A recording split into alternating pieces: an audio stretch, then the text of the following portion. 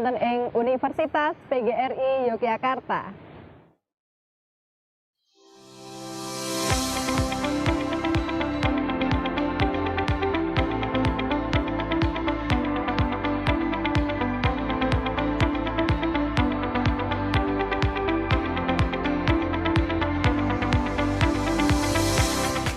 Universitas PGRI Yogyakarta merupakan salah satu kampus unggulan yang terletak tidak jauh dari pusat kota Jogja. UPY memiliki banyak pilihan program studi dan juga memiliki fasilitas lingkup yang sangat memadai.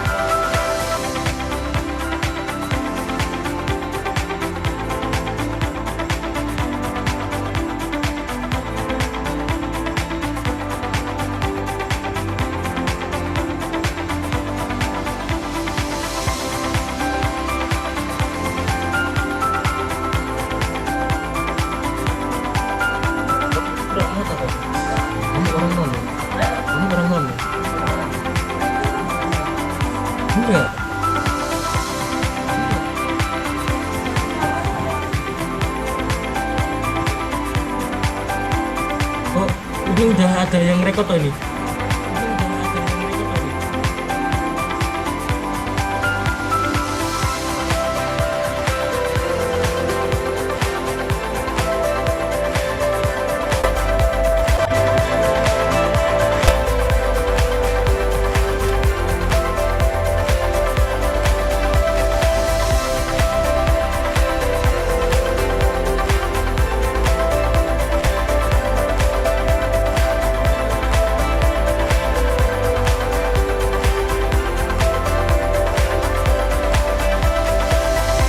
Itu tadi adalah fasilitas pendukung pembelajaran.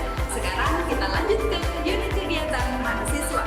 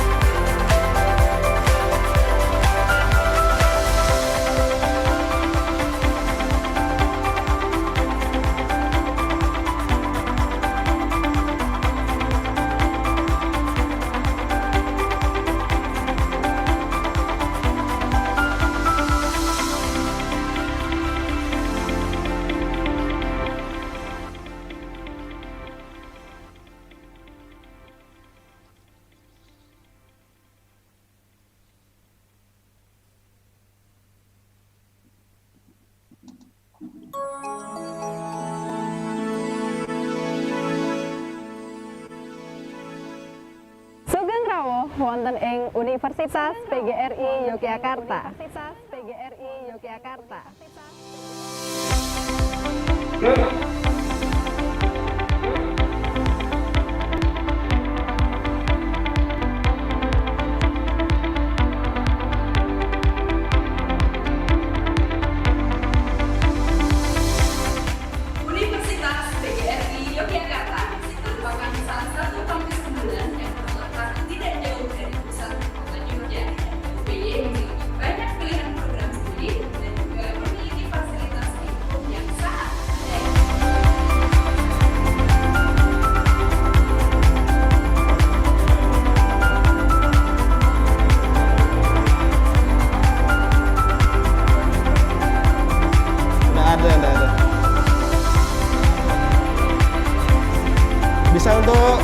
10 tahun ke depan masih bisa.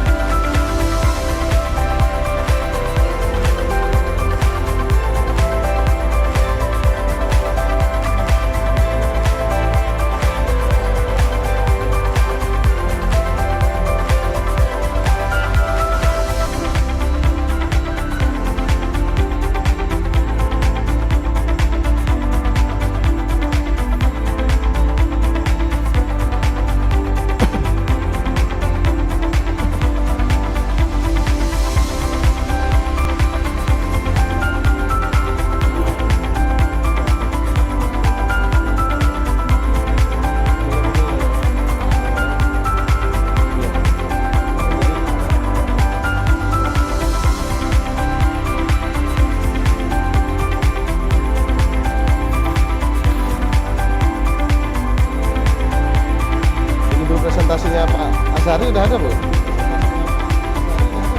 Ya.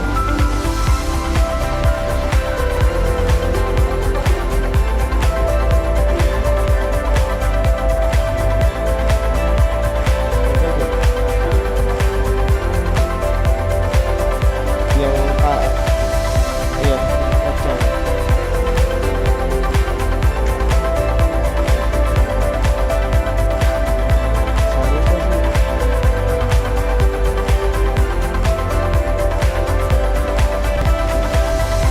Itu tadi adalah fasilitas pendukung pembelajaran. Sekarang kita lanjut ke unit kegiatan mahasiswa.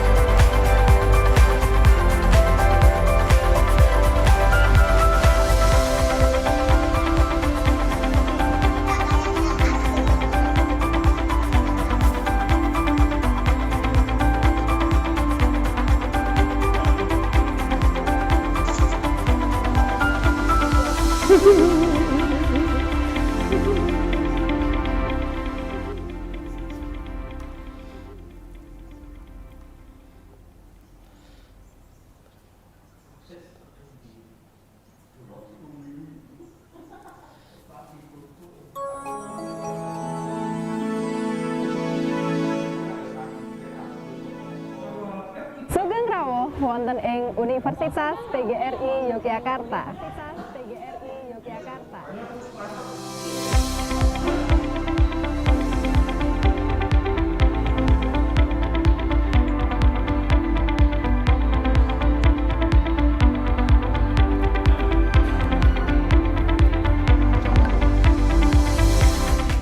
Universitas PGRI Yogyakarta merupakan salah satu kampus unggulan yang terletak tidak jauh dari pusat kota Jogja.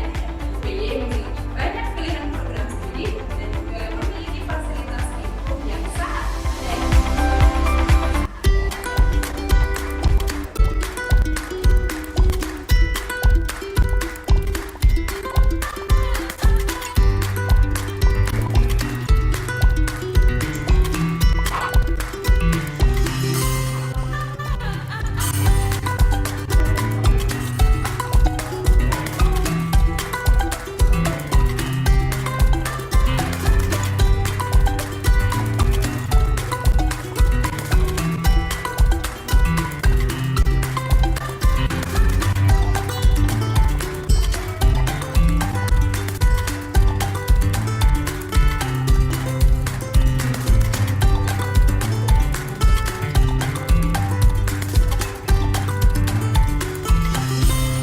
dokter.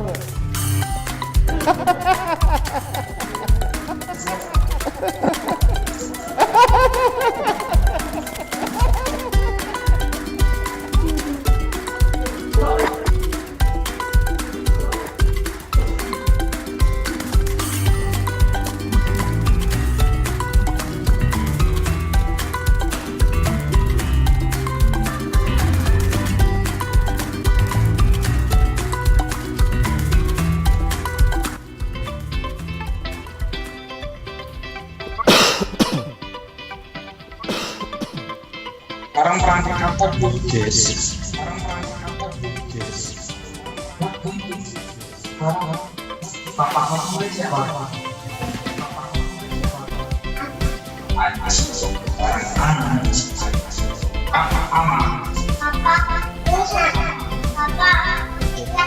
Suaranya sudah masuk ya? Sorry. 2, 3, 4, 5, 17,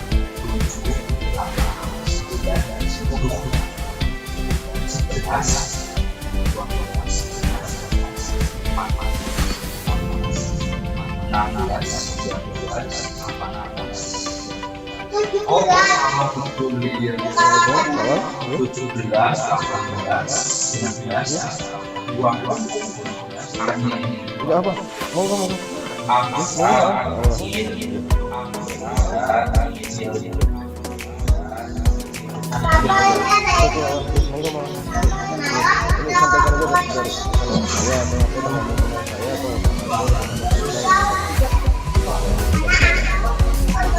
saya bilang aja gitu.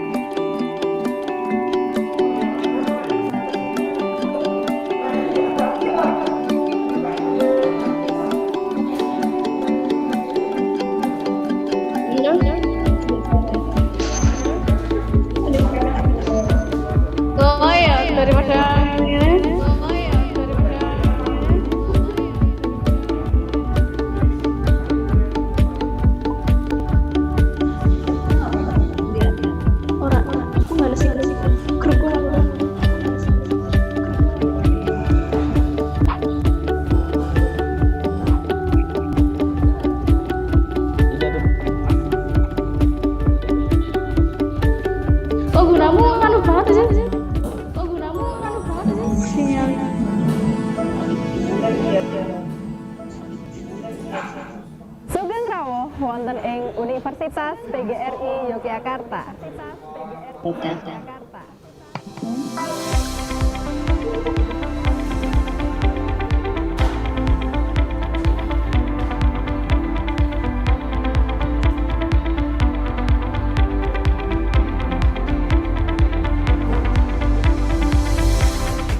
Universitas PGRI Yogyakarta merupakan salah satu kampus unggulan yang terletak tidak jauh dari pusat kota Jogja. UPY memiliki banyak pilihan program studi dan juga memiliki fasilitas yang sangat memadai.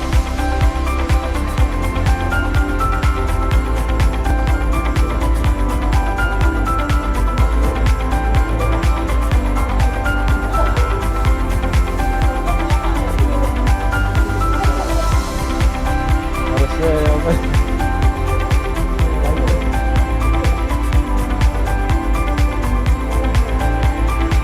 Itu idenya.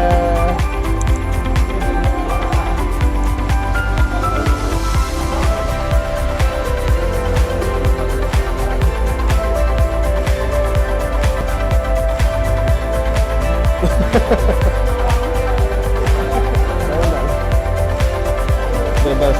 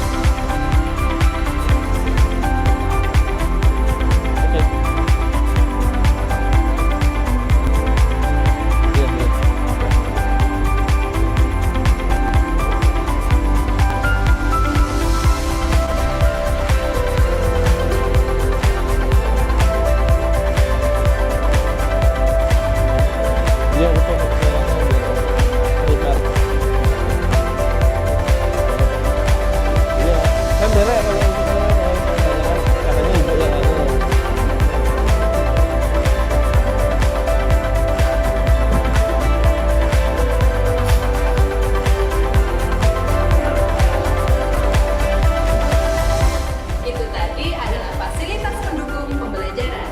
Sekarang kita lanjut ke unit kegiatan mahasiswa.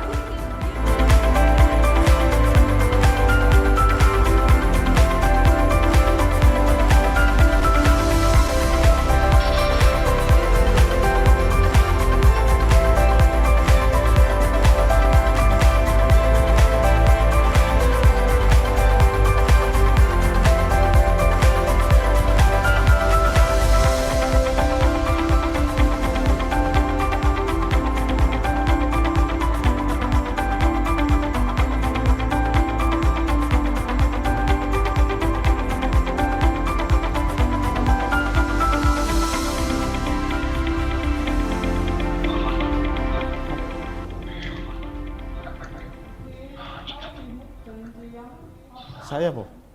Bukan toh? Enggak tahu. Bukan saya toh? Enggak tahu. Bukan berarti.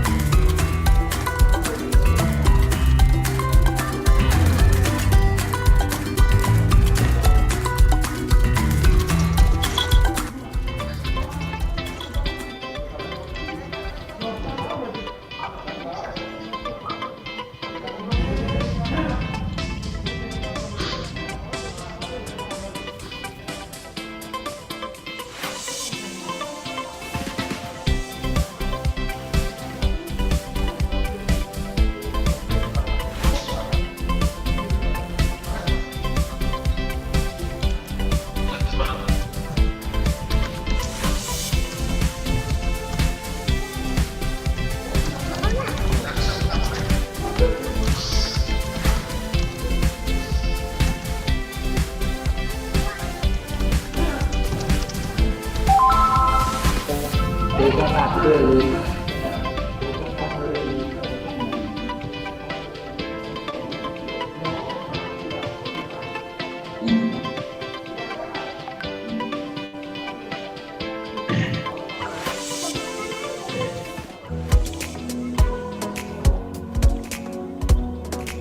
Oh, ekonomis pasangan.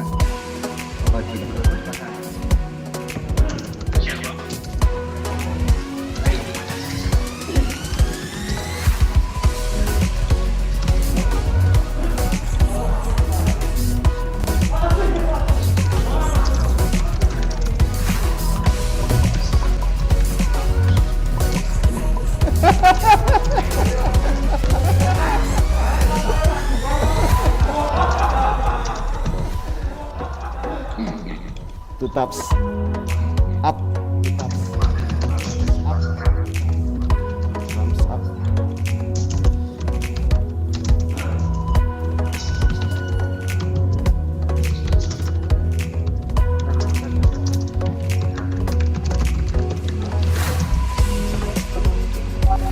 Check.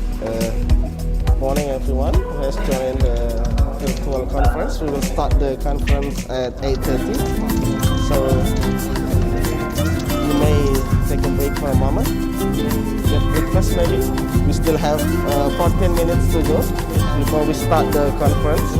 So to all of the audiences, to all of the participants, all the presenters, and also our beloved students, you may take a break for 40 minutes to get a breakfast. To have a breakfast. Mr. Padrol, can you hear me, Mr. Padrol? Yes, sir. Head of Mathematics Education Department. Can you hear me, Mr. Padrol? Yes.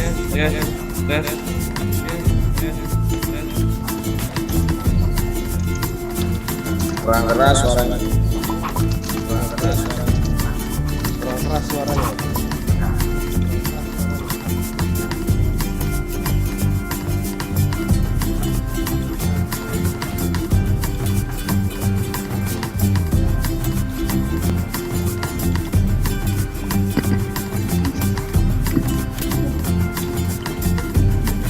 Check.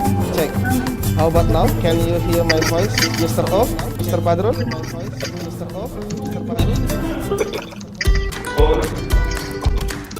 Yes, I can hear your voice.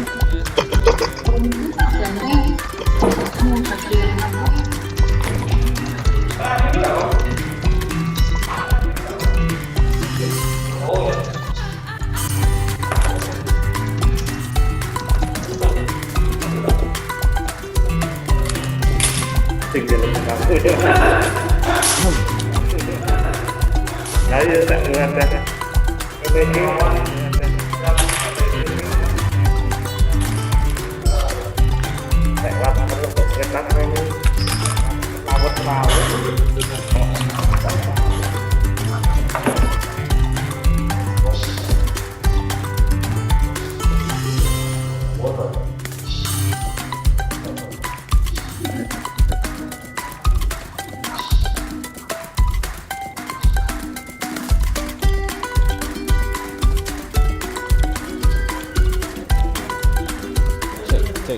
Check.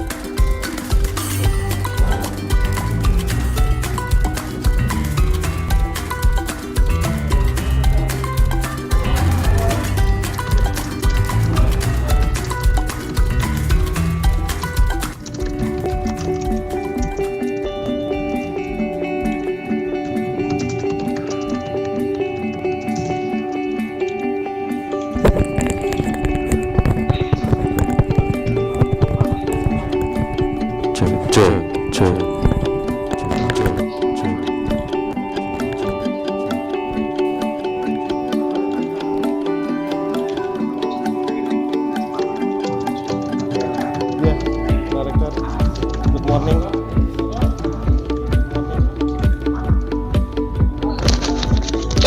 Tes.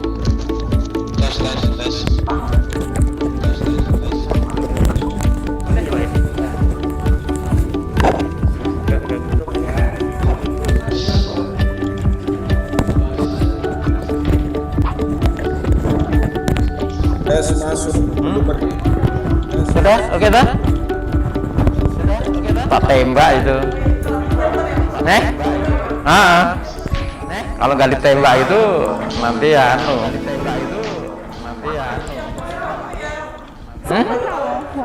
Nggih. Universitas PGRI Piye, piye? Yogyakarta.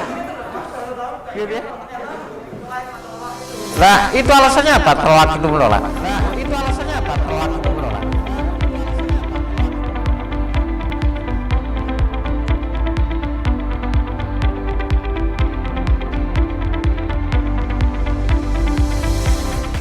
Universitas PGRI Yogyakarta merupakan salah satu kampus unggulan yang terletak tidak jauh dari pusat kota Jogja. UPY memiliki banyak pilihan program studi dan juga memiliki fasilitas pendukung yang sangat memadai.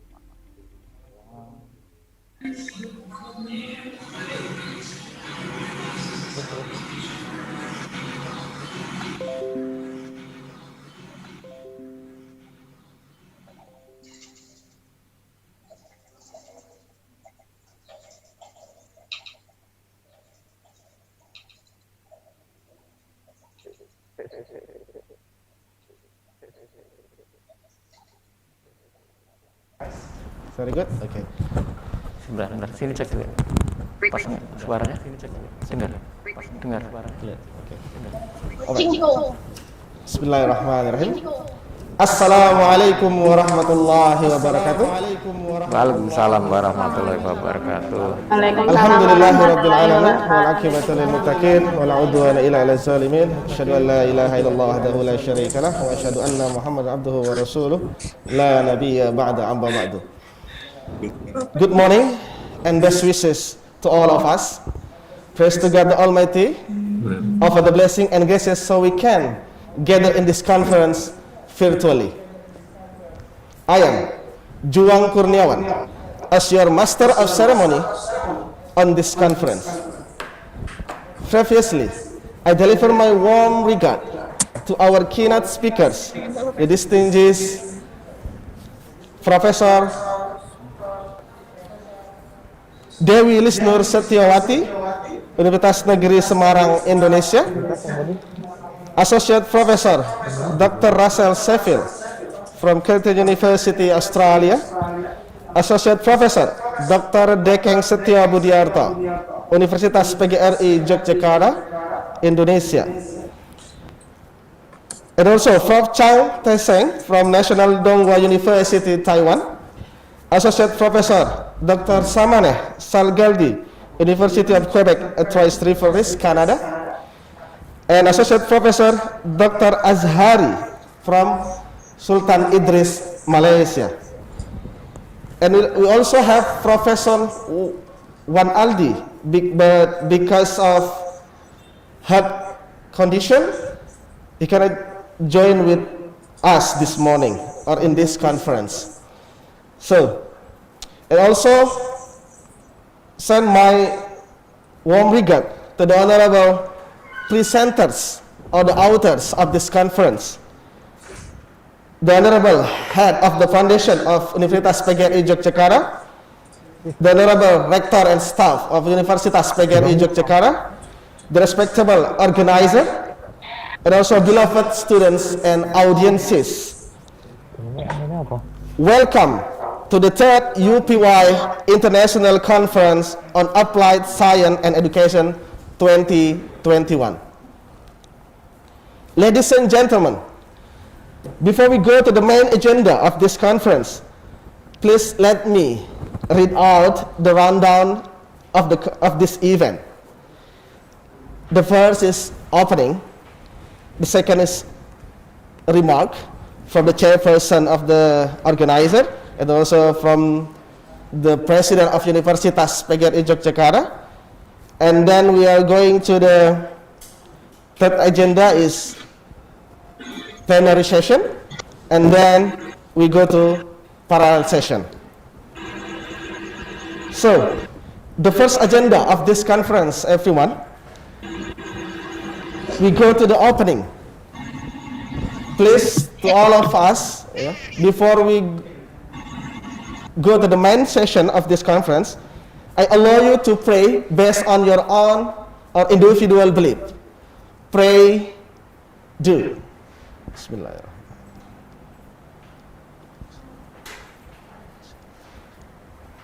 Thank you. We hope that after we get pray, the conference will be running smoothly. Okay, now we are going to the next agenda is sing national anthem.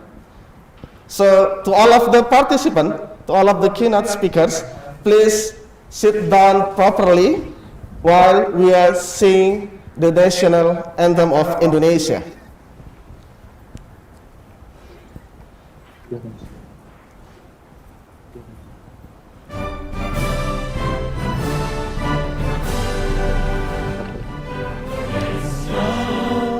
Tanah airku agung pada di sana aku berdiri jadi pandu hidupku. Indonesia kebangsaanku, bangsa dan tanah airku, marilah kita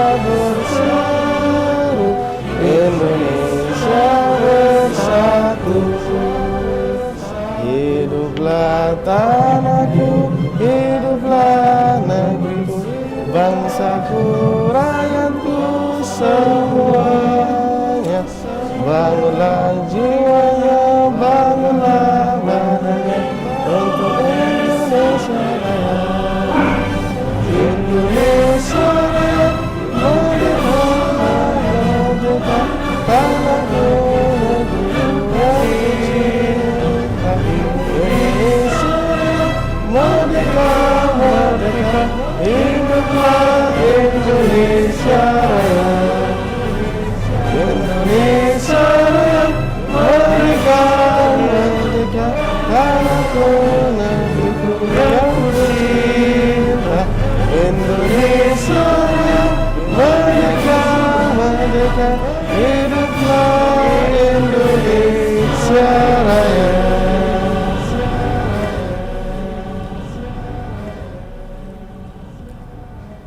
Thank you.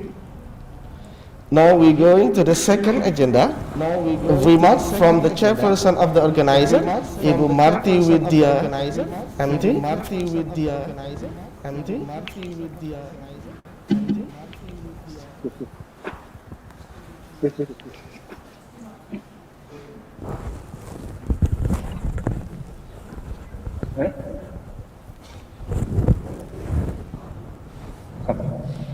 Okay, please to Ibu Marti.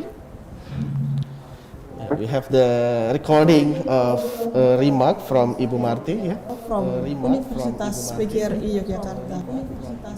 The Honorable Head of Universitas PGRI Yogyakarta Foundation, Mr. Arman Syah Prasakti. The Honorable Rector of Universitas PGRI Yogyakarta, Dr. Paiman. The Honorable All Vice Rector of Universitas PGRI Yogyakarta. The Honorable our Keynote Speakers, Prof. Dato Dr. Wan Ramli Wando from Universitas Kebangsaan Malaysia, Associate Professor Dr. Rachel Sheffield from Curtin University, Australia, Professor Dewi Lisnur Setiawati from Universitas Negeri Semarang, Indonesia, Prof. Chang Sheng from National Donghua University, Taiwan, Associate Professor Dr. Samaneh Salgaldi from University of Quebec, Trois-Rivières, Canada, Associate Professor Dr. Edmar Natalio Franquera from Tarlac Agriculture University, Philippines, Associate Professor Dr. Dekeng Setio Budiarto from Universitas PGRI Yogyakarta. Authors and guests. Assalamualaikum warahmatullahi wabarakatuh. It gives me great pleasure to speak to you this morning to welcome you most cordially at the official opening of the third UPY International Conference on Applied Science and Education 2021. The organizing committee warmly welcomes you to the third UPY International Conference on Applied Science and Education held on 14 to 15 July 2021 in Yogyakarta, Indonesia, virtually. Dear distinguished authors and guests, hardly a day goes by without the traditional or social media highlighting how digitally driven scientific or technological breakthrough might transform daily life. Computer speech and image recognition has attained human-like levels of performance, while self-driving cars are gradually improving their safety records. Media attention to such breakthrough is provoking a deeper reflection among policymakers concerned with science, technology, and innovation. The public's exposure to the accumulation of anecdotal evidence on the digital transformation of science and innovation will views of change shaped by how close they are to specific development, but how widespread are the specific development, which practices have fully broken into the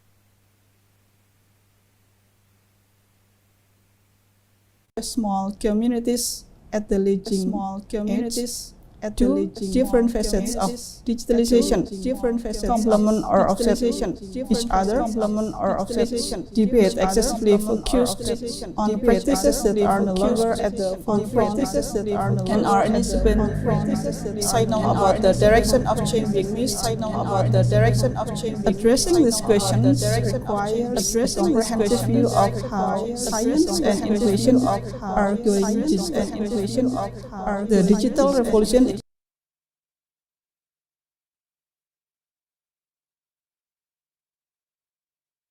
And ultimately to support decision making, science and innovation policy. As such, it requires data and measurement that help map the ongoing transformation, their causes and their effects. Based on these trends, it is necessary to conduct research or studies that discuss the importance of digital transformation in the science and technology in the innovation and be widely publicized. To support this, Universitas PGRI Yogyakarta hold an international conference and call for papers of the third UPY International Conference on Science and Education, Wisdom, Digital Transformation Strategies, and the Science and Technology Innovation on 14 to 15 July 2000. In case 2021, we would like to thank all the authors that contributed to this conference, and we would like to extend our special gratitude to the keynote speakers who support this conference. For day one, we will have first Prof. Dato Dr. Wan Ramli Wandot from Universitas Kebangsaan Malaysia. We are sorry that Dr. Wan Ramli cannot join with us this morning because of some health concern. Prof. Dewi Lisnur Setiawati from Universitas Negeri Semarang, Indonesia, who will deliver the theme Transformation of Disaster Mitigation Development. Associate Professor Dr. Rachel Sheffield from Curtin University, Australia, who deliver the theme Science, Technology, Engineering, and Mathematics, or STEM. Associate Professor Dr. Dekeng Setio Budiarto from Universitas PGRI Yogyakarta, Indonesia, with them E-commerce implementation for SMEs sustainability at COVID-19 pandemic. For day two, we will have Prof. Chang Tisheng from National Donghua University, Taiwan, who will deliver them the effect of a social engineering design course on undergraduate design thinking attributes and engineering creativity in Taiwan. Associate Professor Dr. Samaneh Salgaldi from University of Quebec, Trois Rivières, Canada, who will deliver the theme Bioelectrochemical System Innovation. Associate Professor Dr. Edmar Natalio Franquera from Tarlac Agriculture University, Philippines, who will deliver them Transformation of Digital Business.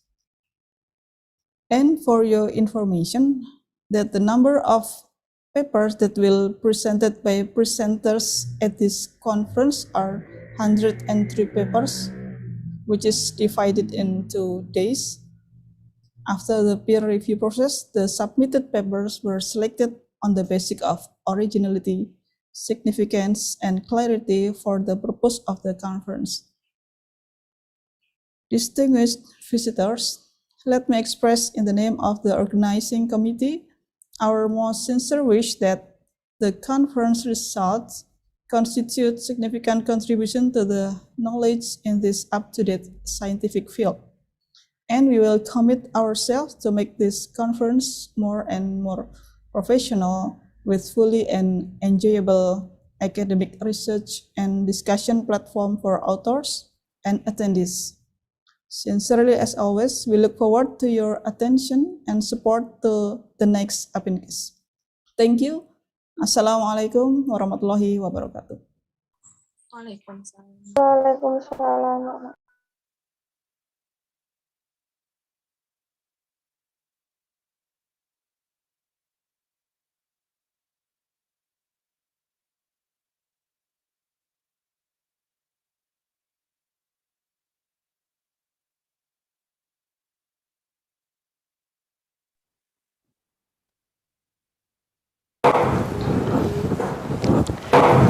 Assalamualaikum warahmatullahi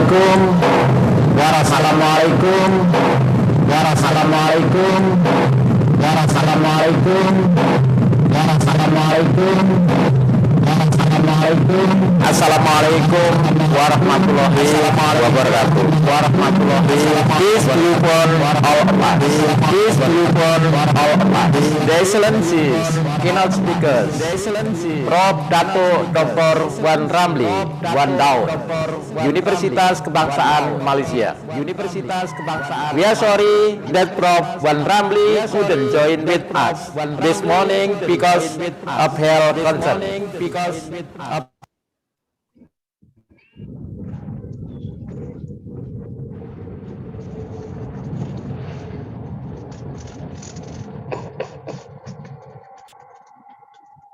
Universitas Negeri Semarang, Indonesia.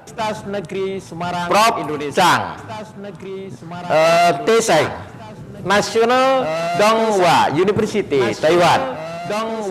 Associate Professor Dr. Samane Salgaldi, University of Quebec, Trois Rivers, Canada.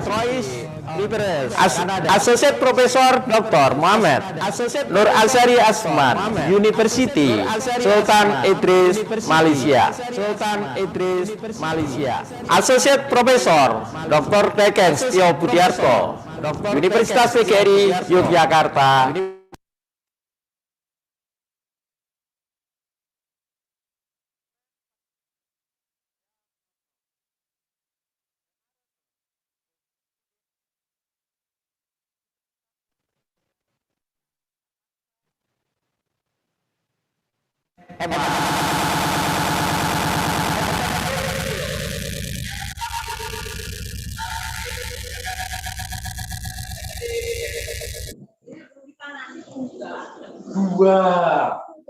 Minggu terakhir. Senang dipanasi loh. The Almighty who always give us mercy and guidance. Good morning, ladies and gentlemen. Thank you to each and every one of you for joining here today at this wonderful virtual seminar. My name is Paiman. It is an honor for me to speak on behalf of the university. Let me begin by giving you a warm welcome to the third UPY International Conference on Applied Science and Education 2021. Today we can to participate in this international conference with the term Digital Transformation Strategies in the Science and Technology Innovation in Universitas PGRI Yogyakarta, Indonesia, virtually. This international conference is held for 2 days, July 14 and 15, 2021. And I would like to deliver my gratitude to all keynote speakers who have taken the time and are willing to share the ideas. To all of conference participants, I congratulate you attending the conference. Hopefully, this conference activity will give benefit to all of us. Finally, by pronouncing Bismillahirrahmanirrahim, today's conference is declared open. Thank you. Wassalamualaikum warahmatullahi wabarakatuh. Waalaikumsalam warahmatullahi wabarakatuh. Thank you very much, Mr. President of Universitas PGRI Yogyakarta, Dr. Paiman MP. All right, ladies and gentlemen, remember, to keep healthy, you wear your mask, and also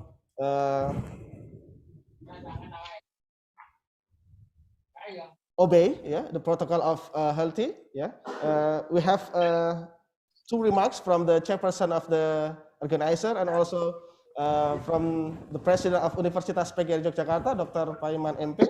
Now we are going to the main agenda of this conference. We are going to the plenary session of this conference.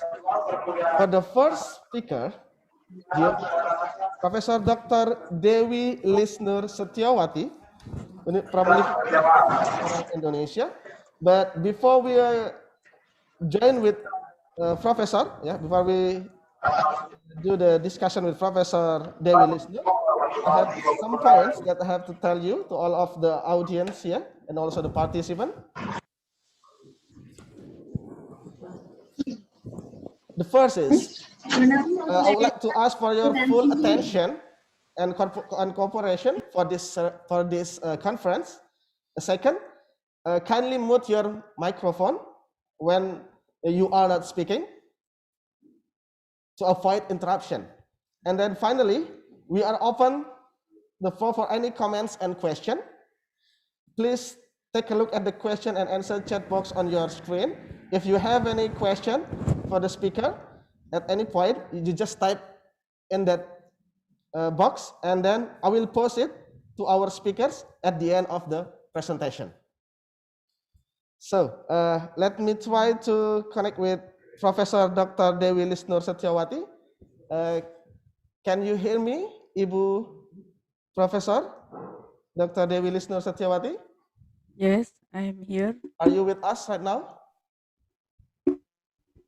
Yes, I am here.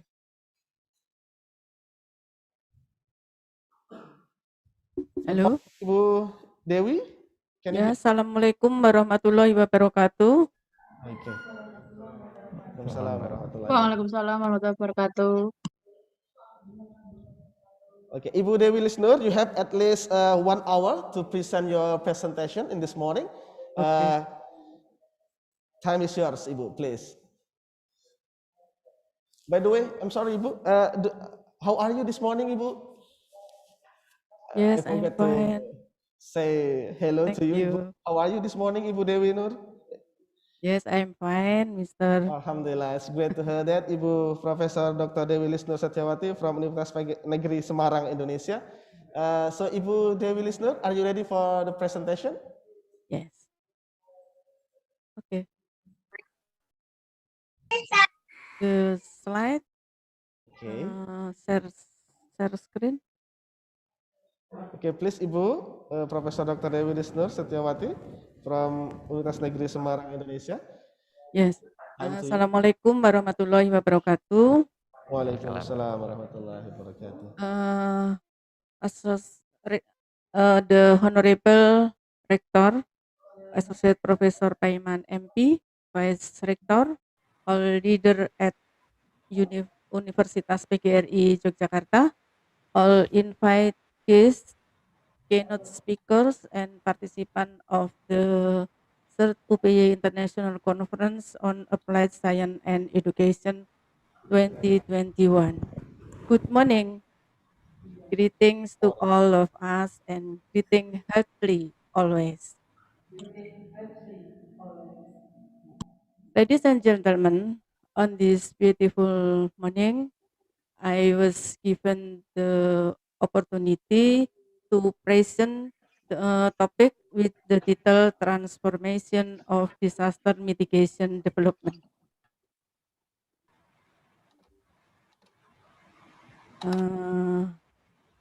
I'm share screen.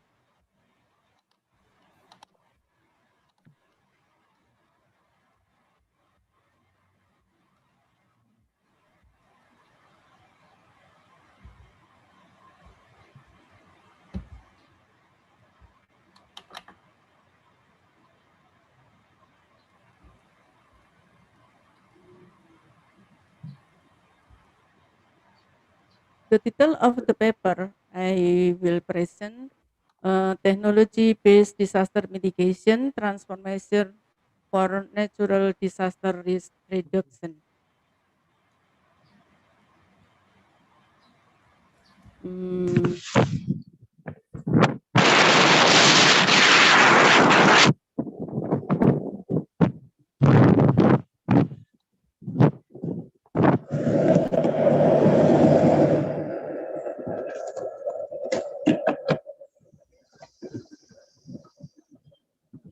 is disaster? A disaster is an event or series of events that threaten and disrupt people's life and livelihood caused by natural and or non-natural factor as well as human factor, resulting in human casualties, environmental damage, property losses, and psychological impact. This is in law number 24 year 207. The disaster group, type of hazard and type of disaster, look at the table.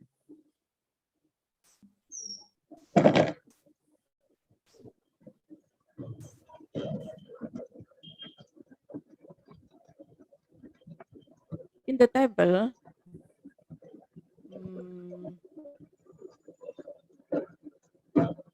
it appears that there are three groups of disaster: natural disaster, non-natural disaster, and social disaster.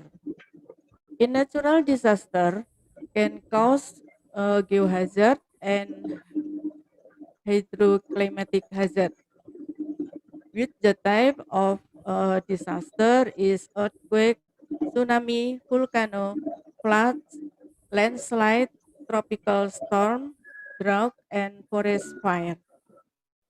Uh, Non-natural disaster cause type of biological hazard and technological hazard. The type of disaster is pandemic COVID-19, HIV/AIDS, Ebola, epidemic of a disease, all pollution, industrial explosion, nuclear accident, amido mud flow, etc. And and then the social disaster cause social hazard. The type of disaster, conflict, terrorism, crime, war, property, and etc. Mm, the natural disaster are the phenomena that can occur at any time, anywhere, and anytime.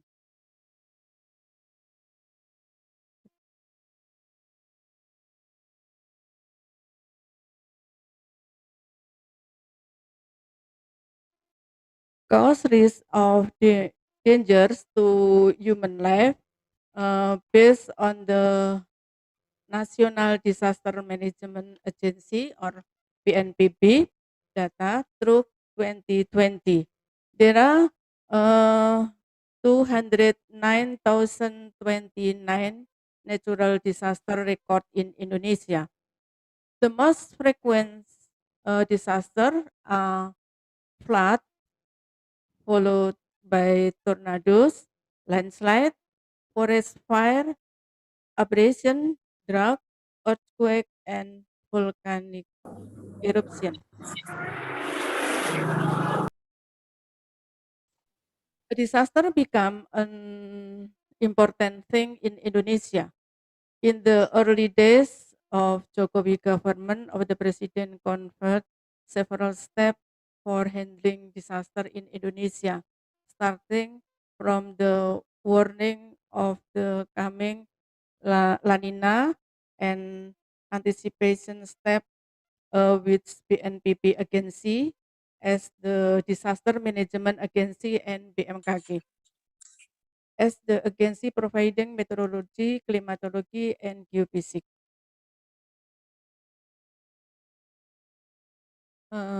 There are disasters that create high risk potential disaster in Indonesia, namely disaster due to geophysics and hydrometeorology factor. The form of geohazard disaster are volcanic eruption, and then tsunami, earthquake, liquefaction, hydrometeorology disaster most often occur in from flood and then landslide and drought.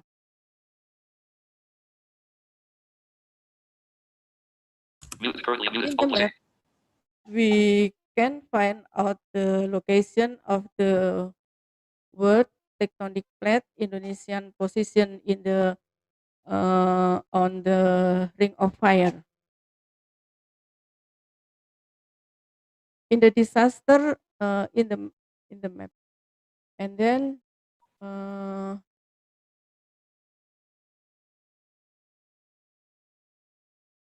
disaster management cycle, there are four stages, namely mitigation, preparation, response, and recovery. One stage response, where this stage disaster event occurs, emergency. In the mitigation stage, there must be capacity building. For those who live in disaster-prone area, they must adapt, be friendly with disaster. Carry out various disaster mitigation and disaster preparedness action. Understanding disaster prevention is a serial of activities carried out to reduce or eliminate disaster risk through reducing the threat of disaster and the vulnerability of those who are threatened by disaster. The use of technology that we discuss in this term included in the stage of disaster mitigation.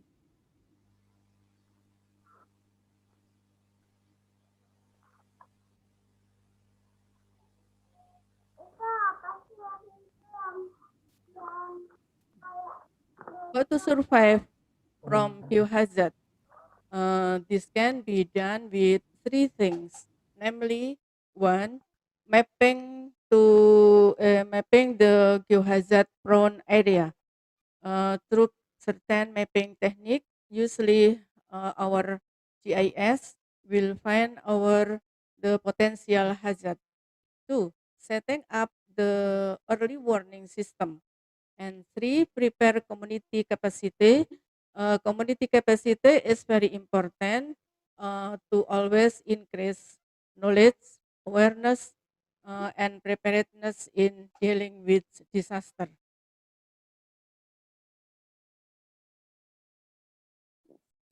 There are several agencies related to the use to technology. Even some technologies use website to inform disaster or disaster early warning system.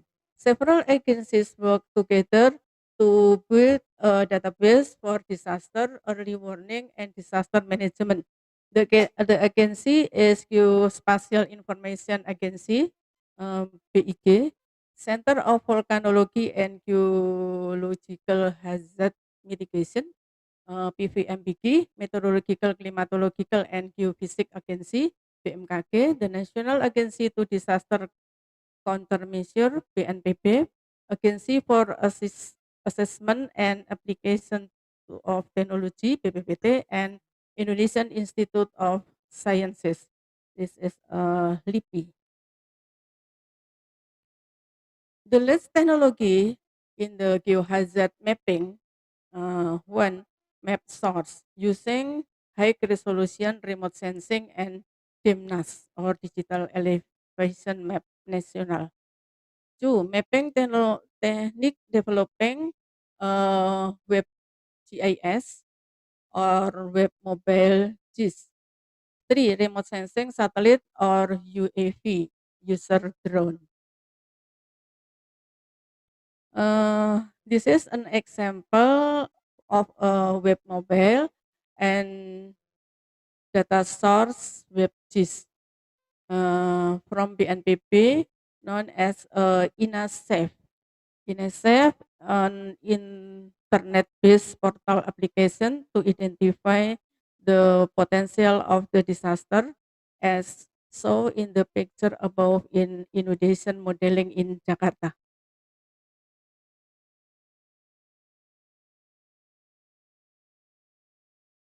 This is INAWARE from BNPB. on internet-based portal application specifically designed to support the community of humanitarian work and disaster management through improving tool and supporting function in decision making. And then this is Mahma from agency PVMBG on internet-based portal application to identify potential disaster with example picture inundation modeling in Jakarta along with potential for inundation area. Next, here's the website animation Inaris from BNPB, application of internet-based portal to identify disaster risk in Indonesia. As shown on the picture above is a flood event and total loss throughout Indonesia. This here is a website animation Inaris.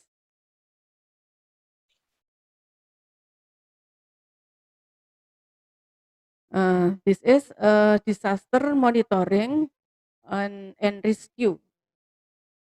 Display UAV for monitor disaster and rescue, monitoring the area of settlement land that flooded using UAV with a drone.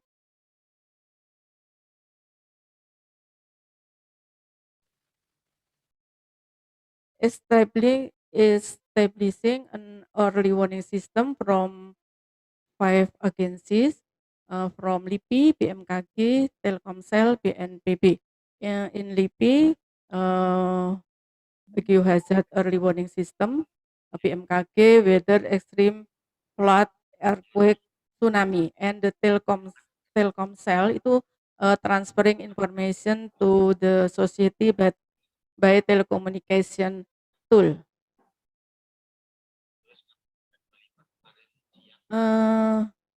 The disaster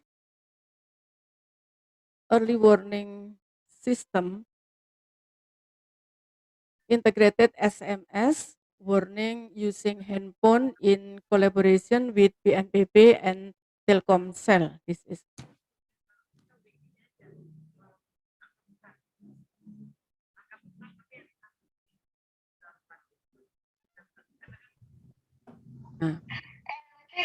this is LIPI, disaster early warning system by LIPI Wasteland, namely wireless sensor network from landslide monitoring, soil moisture monitoring. Sensor system is planned in the soil as a monitoring station. The system work sensor module send message to the wireless receiver. If the reach a certain number, the siren or sirene in Indonesia at the monitoring station will sound an early warning system saying of the landslide hazard. LIPI also has LIPI the greatest groundwater extraction gravity technology for slope stability. This is for monitoring slope stability related to landslide potential.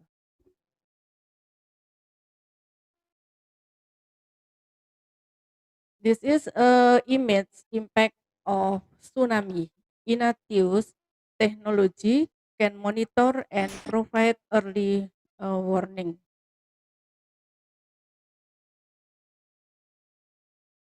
The following is a tsunami early warning system with information on earthquake data.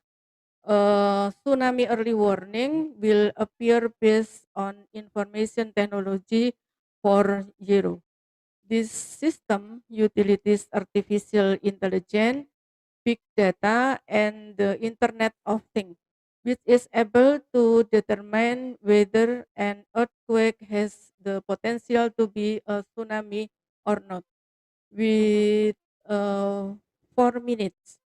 The system is the result of the cooperation between the BMKG, BNPB, and BPPT agency. The 5 minute system of decision support system DSS for earthquake and tsunami by Tius BMKG.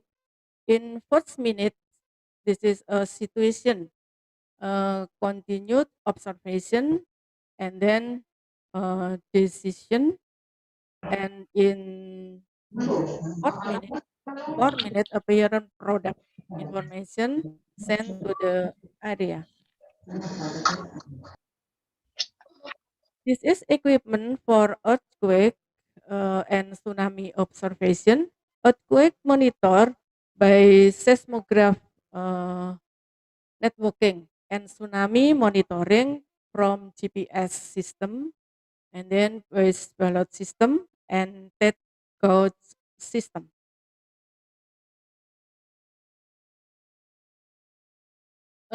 The following is how Inatius installation work. Monitoring equipment work. There is an earthquake. The system will send you via satellite to capacity building from agency collaboration for further calculation and decision, and then send via satellite and the form of product of socialization via sirens or sirena, television, etc. Around the earthquake site. This is Inatius and Inaris system are combined so that information can be sent to a mobile phone.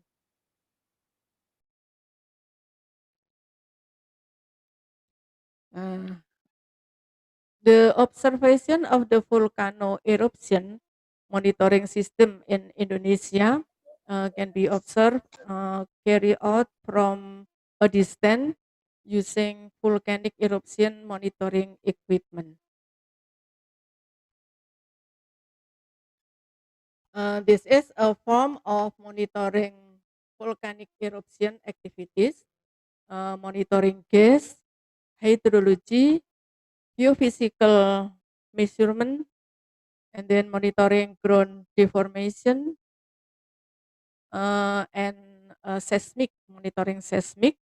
Data can be sent directly via satellite or remote sensing. This is technology mobile phone application for hydrogeophysic disaster information. Inform BMKG data via telepon including extreme weather warning, air quality and weather condition today, climatic information and rainfall prediction, and then earthquake and tsunami alert.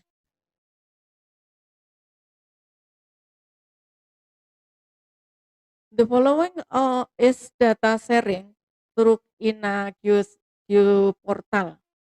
This is from BIG atau BIG to disseminate geospatial information through network nodes from the area of the ministry institutional level, province atau provinsi, and then district, kabupaten or kota, and a university. Even designed to the sub district too, or kecamatan. The information can be downloaded at http://tanaair.indonesia.go.id.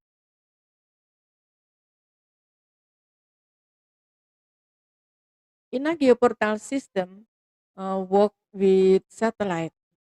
This is display image information.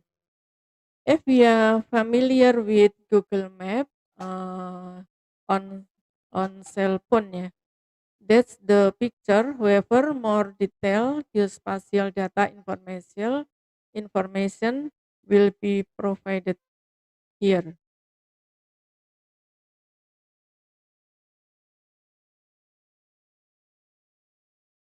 The strategic function of geospatial information is generally used for sustainable national development using the SDGs indicator and the application of one map policy and one data Indonesia. Use the analyze and confer economic, social, and environmental condition in a sustainable manner.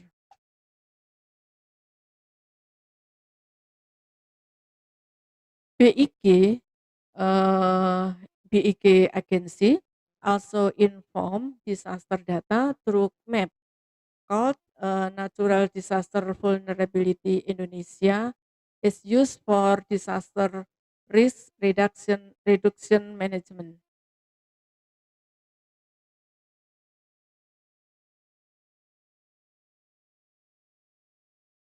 The following show the role of geospatial information, disaster spatial data display on INAQ portal, ya, INAQ portal or for disaster risk reduction management.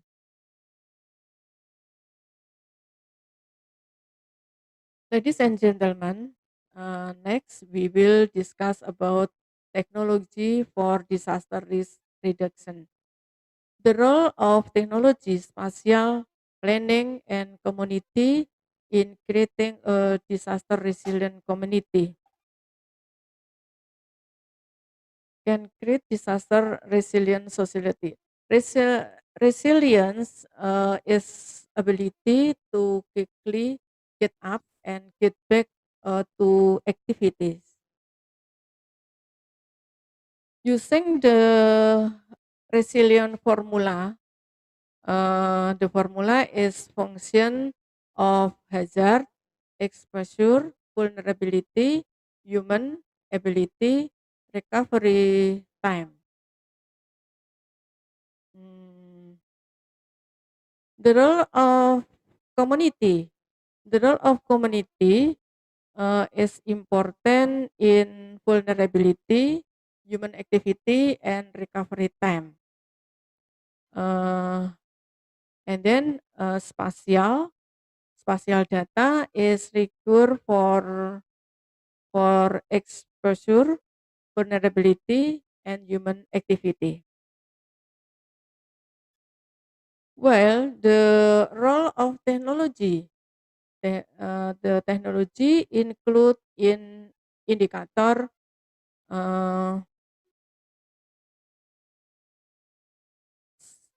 the all indicator, ya, hazard, exposure, vulnerability, human activity, and recovery time.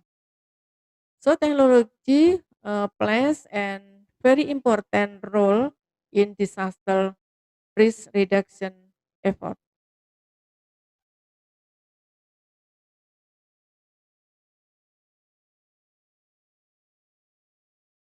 El Nino event can be monitoring through Citra with hydrometeorological hazard analysis. Cloud movement or awan, ya, humidity, wind direction, etc. can predict rain event, and then predict to El Nino.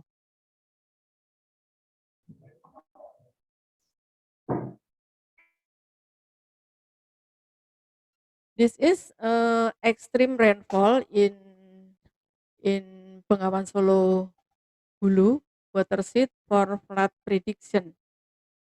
The automatic rain equipment monitoring ini, and then to analysis and preparation of isoheat rain potential map so that effort to reduce flood risk can be made.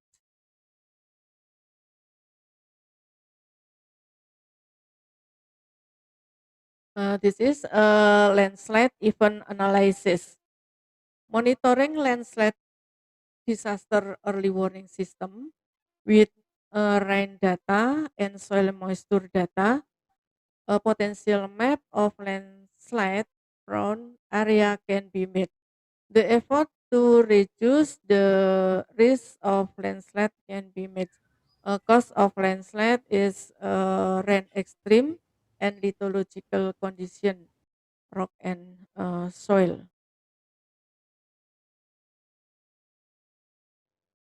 This is analysis of land of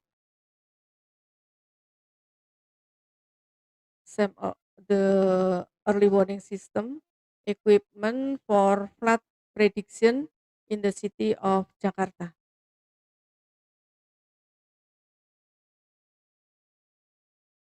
Monitoring of volcanic eruption activities. Further analysis and effort can be made to reduce to the eruption disaster risk.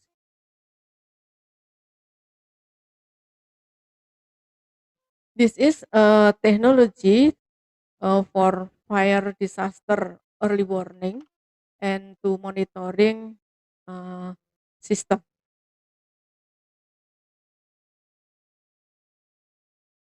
And then we will look at the role of technology in disaster management. One, a catalyst of preparedness, emergency response, recovery, and mitigation process. Two, provide access to vital information on preparedness to the public. Three, decision support system or DSS. Four, GIS for planning, mitigation, implementation of emergency response. And five, emergency community communication for emergency response and distribution of assistance.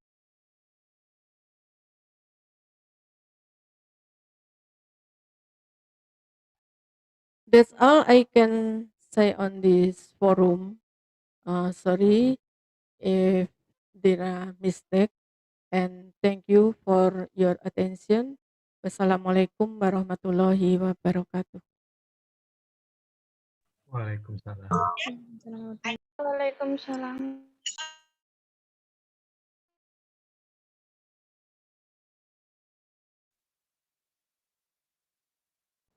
Okay. Once again, thank you very much to Ibu Profesor Dr. Dewi Lisner Setyawati from Universitas Negeri Semarang, Indonesia, under the title of the presentation, Transformation of Disaster Mitigation Development. Okay, now I'm invite to the participant or maybe the audiences, if you have any question related to the presentation from Ibu Profesor Dr. Dewi Lisner Setyawati.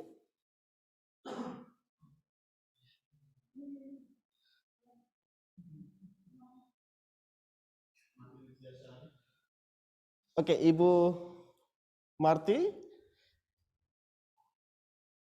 will ask some question, please.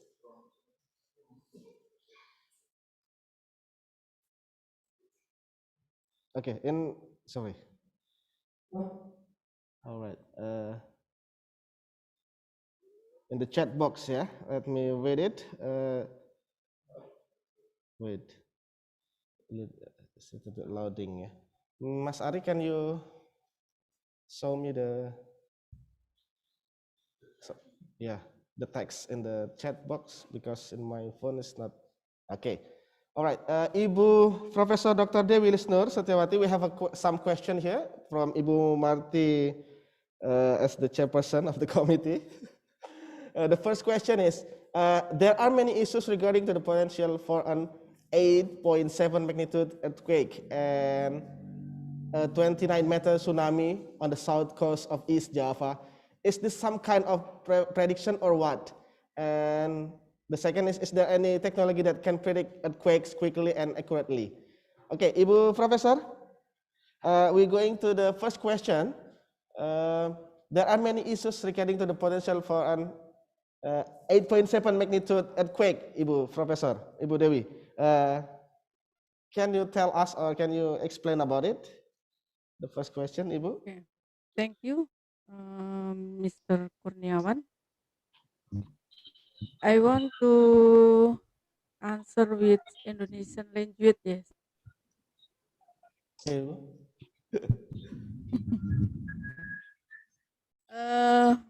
Terima kasih pertanyaan dari Bu Marti Widyasari. Beliau menanyakan dua hal. There are many issues regarding the potential for an 8.7 magnitude earthquake and 29-meter tsunami on the south of East Java. This one kind of prediction or what? And two, is there any technology that can predict quickly and accurately?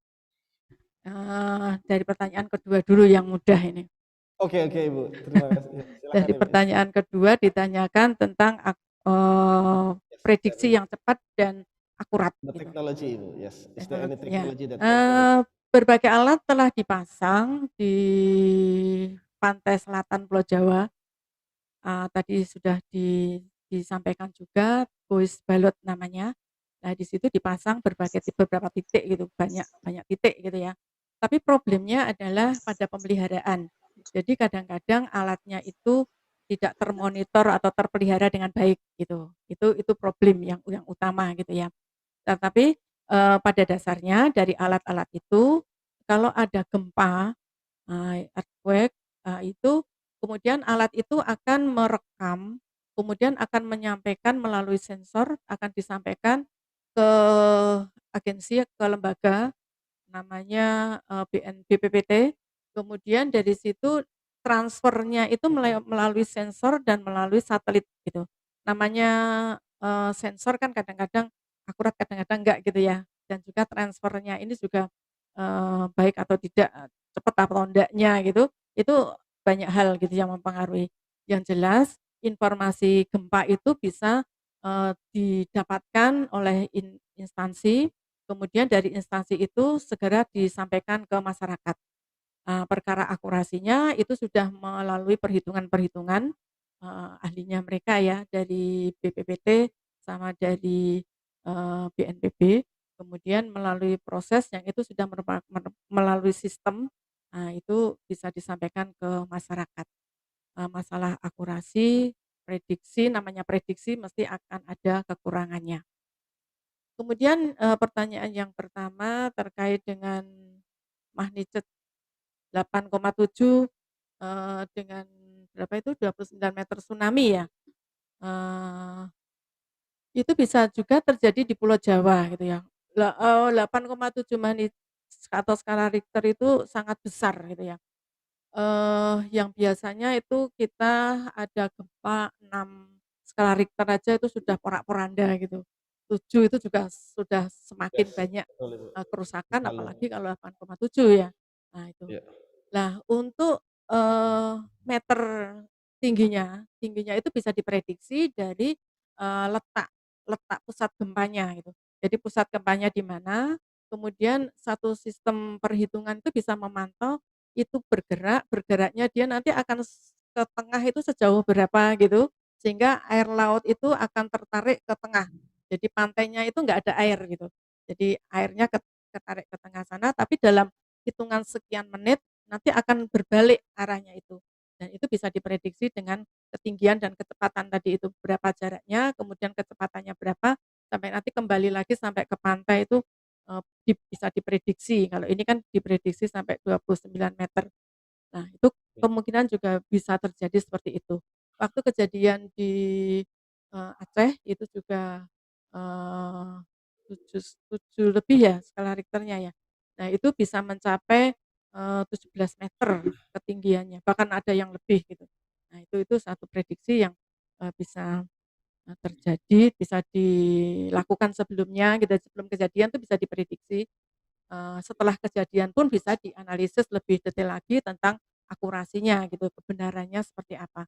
Dan nanti dari hasil evaluasi tadi ya, sebelumnya seperti apa, setelah kejadian seperti apa, nah itu bisa dilakukan perbaikan di sistem itu sehingga nanti prediksi berikutnya itu akan menjadi lebih akurat gitu.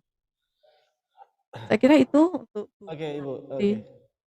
Terima kasih. Thank you very much, Ibu. So, the question number one itu related to the rumor, Ibu. Jadi katanya dengan rumor yang ada bahwasanya there will be a big earthquake, akan terjadi gempa yang sangat besar, something like that. So hal ini secara ilmiah tadi Ibu sampaikan bisa saja terjadi ya. It might be happen gitu Bu ya.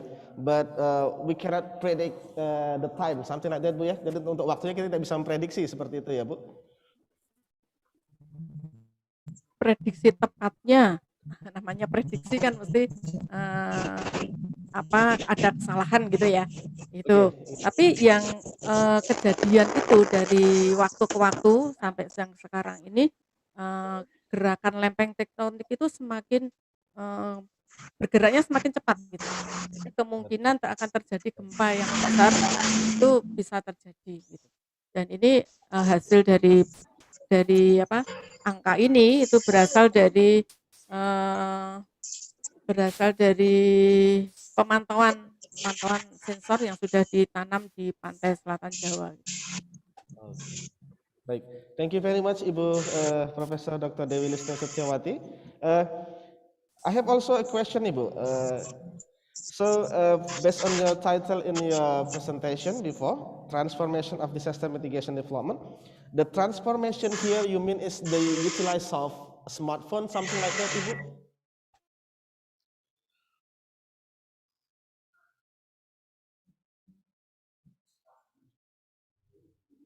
Halo, Ibu Ya, Profesor Dr. Dewi Lisna. gimana? Transformation yang Ibu maksud di sini is the utilize atau penggunaan handphone itu sendiri ya, Ibu ya? Transformation. Ya. Ya. Jadi mentransformasi kondisi real itu ke dalam sistem gitu yang bisa diakses oleh banyak orang gitu. Oke, alright. Kalau biasanya kan masyarakat awam sangat tidak tahu gitu ya, ketidaktahuannya kan banyak gitu. Tapi dengan ada pengembangan transformasi teknologi ini yang semakin berkembang dari waktu ke waktu, nah itu bisa disampaikan. Kalau sekarang semua orang mempunyai HP, sehingga transfer informasi ke HP itu akan lebih mudah diakses oleh masyarakat gitu. Oke, baik. Alright, Ibu. We also have a question, Ibu. Kita ada pertanyaan from the other author or presenters ya, from Ranger Yanuar. Related to his research into 2019,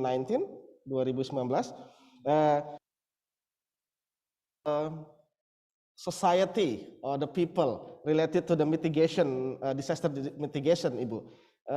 How to solve the minimum or the misunderstanding of or the low understanding of the disaster mitigation. Gimana, Mas? Kesadaran yang rendah dari masyarakat mengenai mitigasi bencana, Ibu, bagaimana Ibu untuk menguatkan dari sisi itu, Ibu, pemahaman dari mitigasi bencana itu sendiri? Ya, yang utama itu tadi dikemukakan ada faktor ekonomi, sosial, dan lingkungan. 3 faktor itu harus dilakukan secara berkesinambungan gitu, berkelanjutan. Nah, faktor kesadaran di masyarakat itu yang utama. Ya, yang utama kalau kerusakannya karena faktor alam jelas itu ada. Nah, sekarang masyarakatnya itu yang akan terdampak gitu. Yang terdampaknya manusianya. Kemudian manusianya tinggal di satu daerah yang rawan. Dia kan tidak bisa dengan sendirinya, oh, saya tinggal di daerah rawan, kemudian saya harus pindah tempat, kan tidak seperti itu kan ya, tempat tinggalnya dia di situ. Nah, upayanya adalah beradaptasi, adaptasi terhadap kondisi wilayahnya yang rawan bencana. Nah, dengan ini maka dia harus mempunyai kesadaran kalau terjadi bencana apa yang ia lakukan. Kalau banjir apa yang ia lakukan. Nah, di sini ada satu dari BNPB itu selalu memberikan satu pembelajaran ke masyarakat melalui buku, melalui informasi digital gitu dan sebagainya. Itu disampaikan ke masyarakat supaya masyarakat itu siap siaga dalam menghadapi bencana.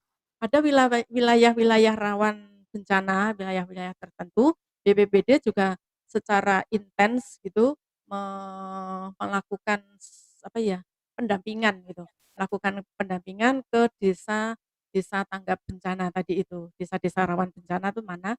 Nah, kemudian di sana dibentuk masyarakat yang siap siaga bencana, ada ketuanya, ada anggota dan sebagainya. Kemudian secara rutin mereka dilatih untuk melakukan upaya-upaya kesiapsiagaan bencana. Di bencana apapun, ada bencana gempa, ada tsunami, ada banjir gitu ya. Itu ada panduan-panduan yang bisa diakses terutama dari BPBD. Nah, ini juga merupakan satu transformasi pengembangan transformasi ilmu ya, literasi. Nantinya larinya ke literasi pada masyarakat supaya sadar akan bencana dan dia nanti akan langsung berperilaku untuk segera bertindak gitu.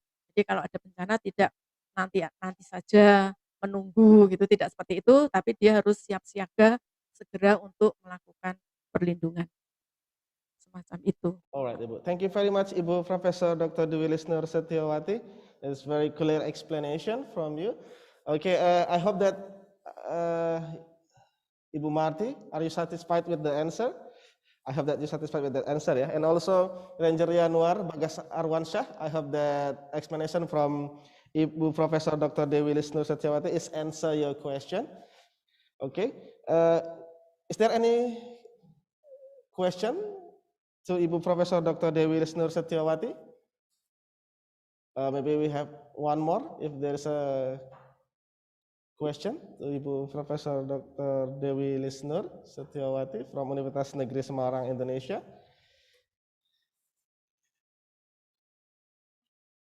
Okay, I think that's all ya for the first speaker, for the first keynote speaker today. Okay, before we go to the next speaker or keynote speaker, we give a big applause to Ibu Profesor Dr. Dewi Lisnur Setiawati from Universitas Negeri Semarang, Indonesia. Thank you very much, Ibu Profesor, for the great ideas, information related to the transformation of disaster mitigation development. We hope that Indonesia far away from the disaster, Ibu ya. Semoga Indonesia selalu dalam keadaan yang baik-baik saja. Once again, we say thank you very much, Ibu Profesor Dr. Dewi Lisnur Setiawati, for your presentation, for the discussion. Yeah, I believe that this information is very useful for us. Okay, now before we go to the second keynote speakers, I invite to all of the audience also. You may enjoy your meal. Yeah. Even it's virtually, yeah. So please enjoy your drink and your meal. You have maybe some munches in front of you. Please enjoy it, yeah. And then the second keynote speakers today is Associate Professor Dr. Rachel Sheffield from Curtin University, Australia, and the title Science, Technology, Engineering, and Mathematics, STEM. STEM Education, 21st Century Skills and Education 4.0. Let me check first. Dr. Rachel, are you with us? Yes, I am. Good morning. Wonderful. Good morning. Yeah, it's great to hear your voice, Dr. Rachel. Thank you. Thank you. Okay. Now you have at least 1 hour, yeah, Dr. Rachel. But how are you this morning? I'm very well, thank you. Did I hear something about an earthquake? Oh, yeah. Sorry, the first speaker talked about the earthquake related to transformation of disaster mitigation development in Indonesia. All right. Any question, Doctor? To Ibu Professor, maybe you have any question? No, I didn't. I don't have any questions. I don't speak any Indonesian. All right. Thank you very much, Ibu. Sorry, I meant Dr. Russell. Yeah. Okay, Doctor, are you ready for the presentation today? You have 1 hour. Yes, but I didn't think I started just yet. Do you want me to do it now? It's okay because the first keynote speaker has done with the presentation, so it's no problem if you do it earlier. Okay. For the presentation. Okay, so I repeat again to all of the audience. Now we have the second keynote speakers, Associate Professor Dr. Faisal Sheffield from Curtin University, Australia, and the title is Science, Technology, Engineering, and Mathematics. STEM Education, 21st Century Skills and Education 4.0. To Dr. Faisal. Do you want me to share my screen? Of course, Doctor. Okay. All right. Thank you very much. Good morning. Can you see my screen this morning?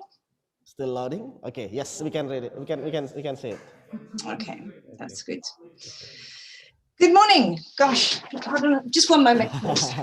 Okay, Doctor. It's okay. Take your time.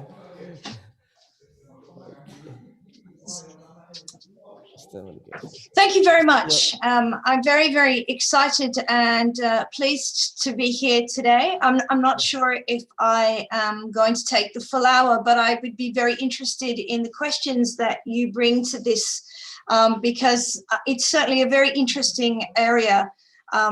So I'm going to talk to you about STEM education and look at 21st century skills and the focus on education 4.0. So I don't know if you know any background. I am a associate professor here at Curtin University, which is in Western Australia. And so you can see the university in that photo. I work in the area of science education and STEM education. So I am predominantly an educator first. So my area is training pre-service teachers. So I come from the notion of preparing children to come into some of the areas that you currently work in and how we make sure that they are ready in that space. So I thought I would start by talking about, and my question is, how does STEM education fit into the future? So we're interested in where we're going future-wise, and it's very difficult to predict. But I do want to talk to you very briefly, and I know this is something that's very, very close to everybody's heart, and I know that's particularly more so in Indonesia we hear very, very much. But what I wanted to talk about was the very positive aspect of COVID, if there is one, which is how the response to COVID has been generated through the use of all sorts of areas of research. So the mathematicians have been doing work with the modeling to work out flattening the curves of COVID and the spreading of COVID. The scientists have been doing work on the virus and looking at the creation of vaccines, and the technology researchers have been working with strengthening PPE and so forth. So it's becoming a very strong evidence of collaboration and communication and STEM. So I think this is a really interesting example of seeing how scientists work together mathematicians, with scientists, with technology around something to make a big difference in the world very, very quickly. So I wanted to put that up because what we need to do is prepare the children in schools to be able to work in this space. So I wanted to talk a bit about STEM, and I wanted to talk about the general capabilities and the transversal competencies, the skills that go with it. So I thought this was really useful from the United Nations. It talks about the advances of STEM, which brought about improvements to many aspects of life, such as health, agriculture, infrastructure, and renewable energy. STEM education is also the key to preparing students for a world of work, enabling entry into in-demand STEM careers of tomorrow. So I thought this was very important coming out of the United Nations in 2017. And so how are we preparing students for this future, and what might this future look like? So there is also across the world, in Australia, in the US, an inadequate supply of workers in the STEM area. So they are projecting that they are going to need many more STEM researchers than we have at present, and we need to work out how to create them. So these photos that I've put up beside this relate to the work that I've been doing with the STEMinists who are working in schools with children to upskill and to engage them into this space. So we're also seeing that there aren't enough women in STEM. And I put this in not because I want to go down this pathway of talking about women in STEM or women in science and the STEM pipeline, but particularly because they are so underrepresented in so many places. So you can see that we have a lot more women in education across the world. And only in India do you get social science, business and law, more graduates being women, but engineering, manufacturing and construction is very poorly represented across everywhere. So, and I even managed to find the statistics for Indonesia. So in saying that, we're interested in the 21st century skills. So we're talking about these skills because these are really important, becoming more and more the focus of what we should be teaching. In a world that has internet access all the time, we need to be able to help students to work in and to develop these skills. So this is somewhere where we can do this, and we need to think about how we are giving them these 21st century skills. And I'm going to talk a bit more about them. This is also coming through, and they're calling them soft skills, things like leadership, communication, and collaboration. And so we're saying that these skills are really, really important. So I know that it's challenging to teach STEM. So there is a lot of discussion around how to enact it in classrooms and what it might look like. So what I've done is define it as the deliberate or partial integration of any of the key components, that's science, technology, engineering, and mathematics, but it includes skills as well as the content knowledge. So skills are important. The content knowledge is also important, but what we have to be careful is that teachers are not focused on that content knowledge. So we can look at what technology looks like, and these are some examples that I've pulled up around what we define as technology, what engineering looks like. So if we go back to technology, the artificial lighting to test equipment, we're using spaceships, technology, TVs, mobile phones. Even this very old traditional tool is also considered to be technology. And here we have things that relate to engineering, so designing bridges. Designing bridges is one that comes up with children all the time, but in things like taking tablets are actually very difficult and very challenging, but they also come under the concept of engineering. So what my colleague a few years ago discussed was, she said that science and mathematics starts this conversation, and we use that to find things out, and then we are using engineering to solve the problem that we have identified using our science and maths. Then we're able to generate the technology to be able to pull the solution, and then the solution is a tool, the technology becomes a tool to go back in, and society drives this with its needs.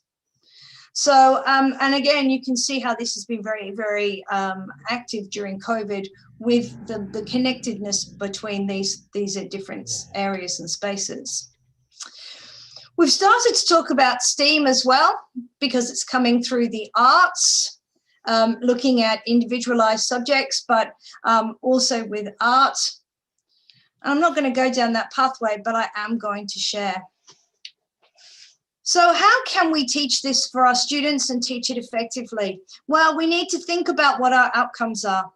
And in integrated STEM curriculum, there are different ways to look at it. We can look at the outcomes, we can look at the goals, we can look at integration and how much integration there needs to be in terms of finding that STEM.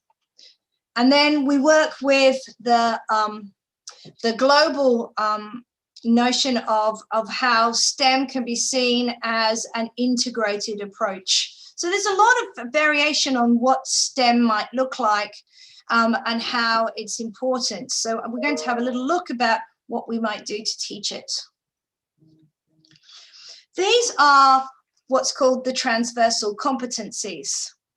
These are the 4 C's. We're talking communication, critical thinking, creativity, and collaboration. So they're the 4 C's. We call them transversal competencies. That's coming out of the work of UNESCO and the UN, but we also call them 21st century skills.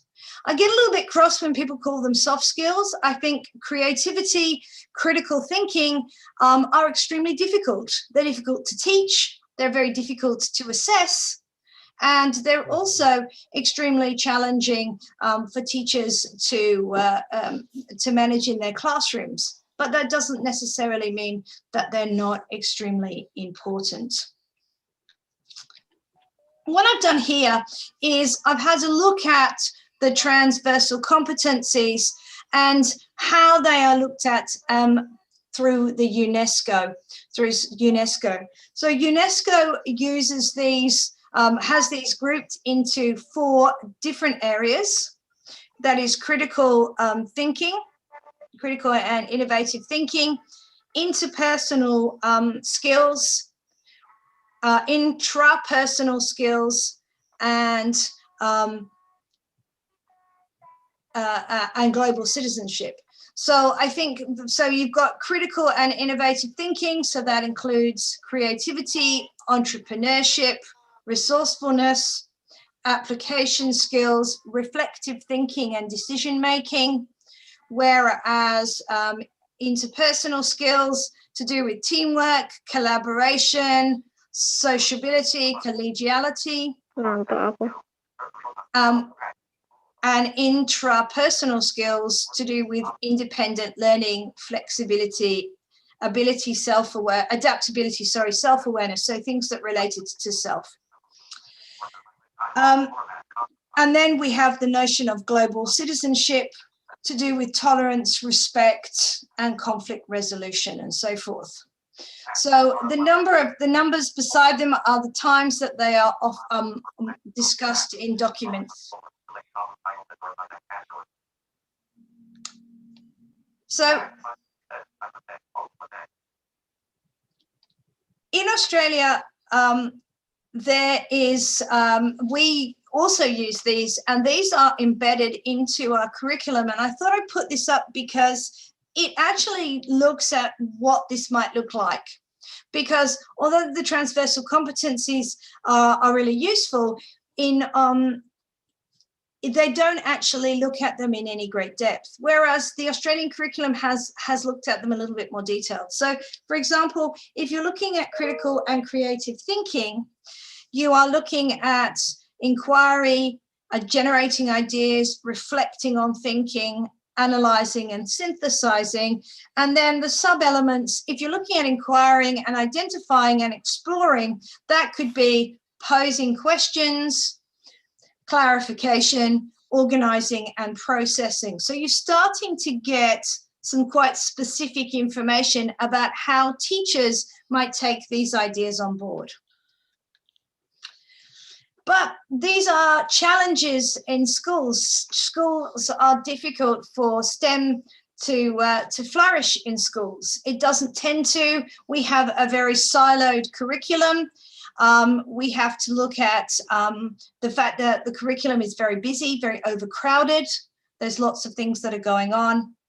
And we tend to teach maths completely differently and separately from science, and all our subjects are completely separately. In the Australian curriculum, though, as well, we don't teach engineering. It's not a subject. So it needs to be embedded into something like digital technology or into inquiry skills with the content areas in science.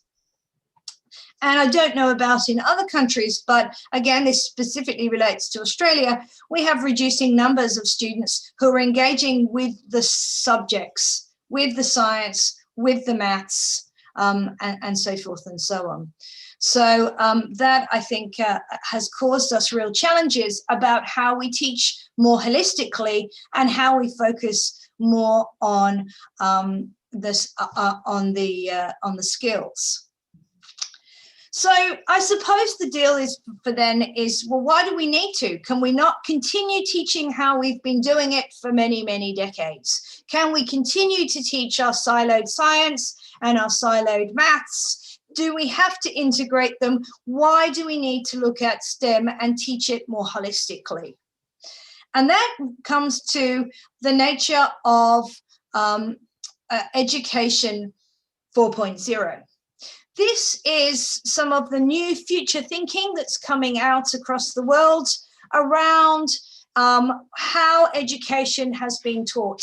And if you have a look at education 1.0, you'll see that this is probably the model that happened most recently in schools in Australia and also in Indonesia.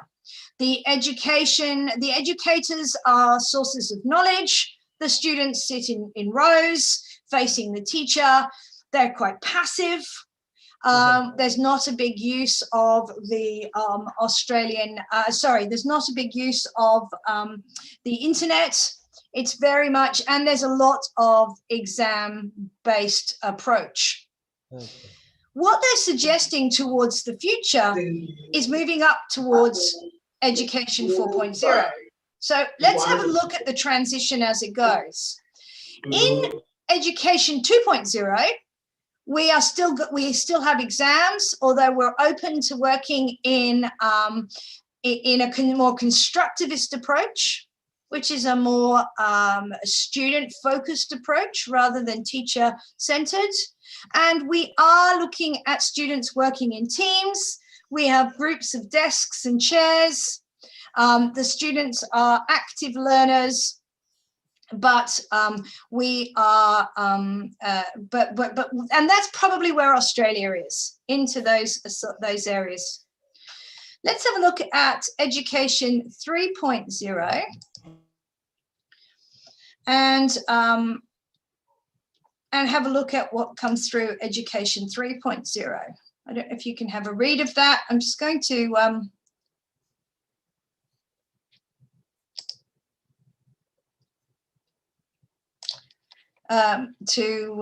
stop sharing just for a moment and reshare. Sorry, I've got a bit of an issue here.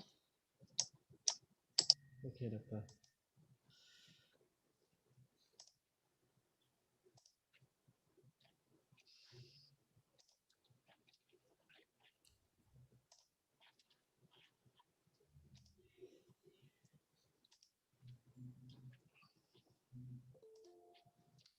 Okay, sorry about that.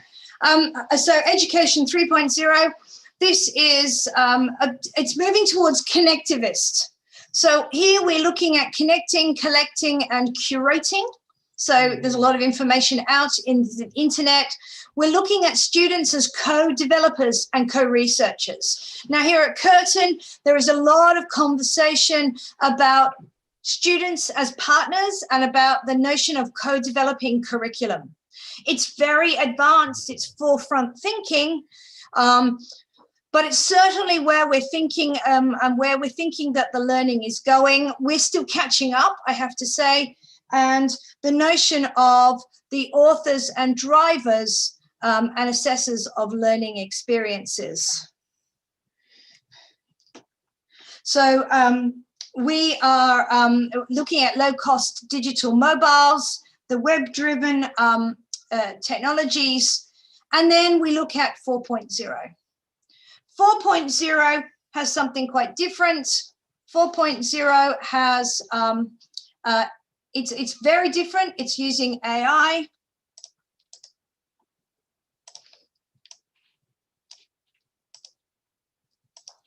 It's using AI as learning, and therefore it is quite different in how that's doing that. I'm so sorry. Having a little bit of trouble. No, doctor. Sorry. So I don't know if you can still see me. Yes. Sorry, Yeah. I've got something else happening here as well. So hold on a second. Your screen is stopped, but we can still hear you and also see you. Sorry. Yeah.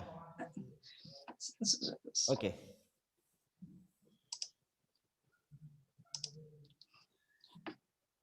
Sorry, I've been working with Jammu in India as well at the same time, so it's a little challenging. I'm so sorry. So this is as Education 4.0, and this was quite frightening when I had a look at this earlier in the year, because it's making a very big change if this goes through, and I'm not sure how long it has and whether it will actually arrive, but it's actually students accessing information autonomously when they are interested at any time.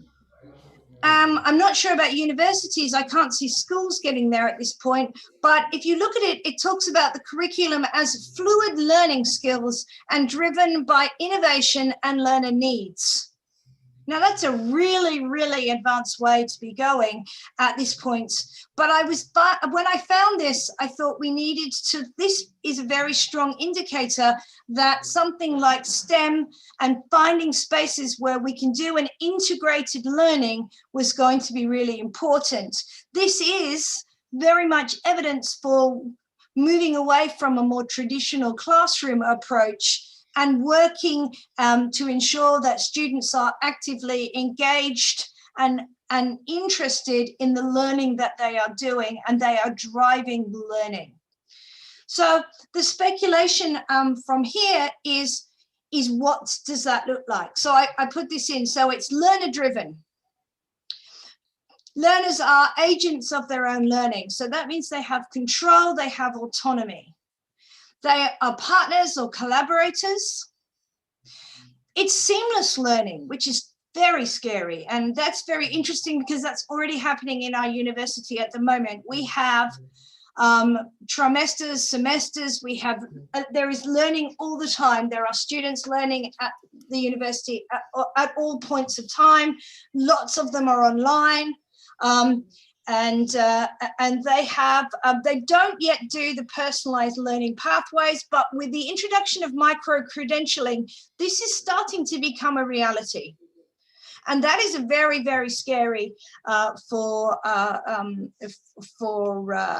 us as educators of how that's going to change the way that we work. There are lots of, what they're talking about is multiple providers. Now that's interesting because they're talking about groups coming up to be competitors to universities and to schools. And they're talking here in this bottom corner about learning credentials through things like lifelong learning and also micro-credentialing.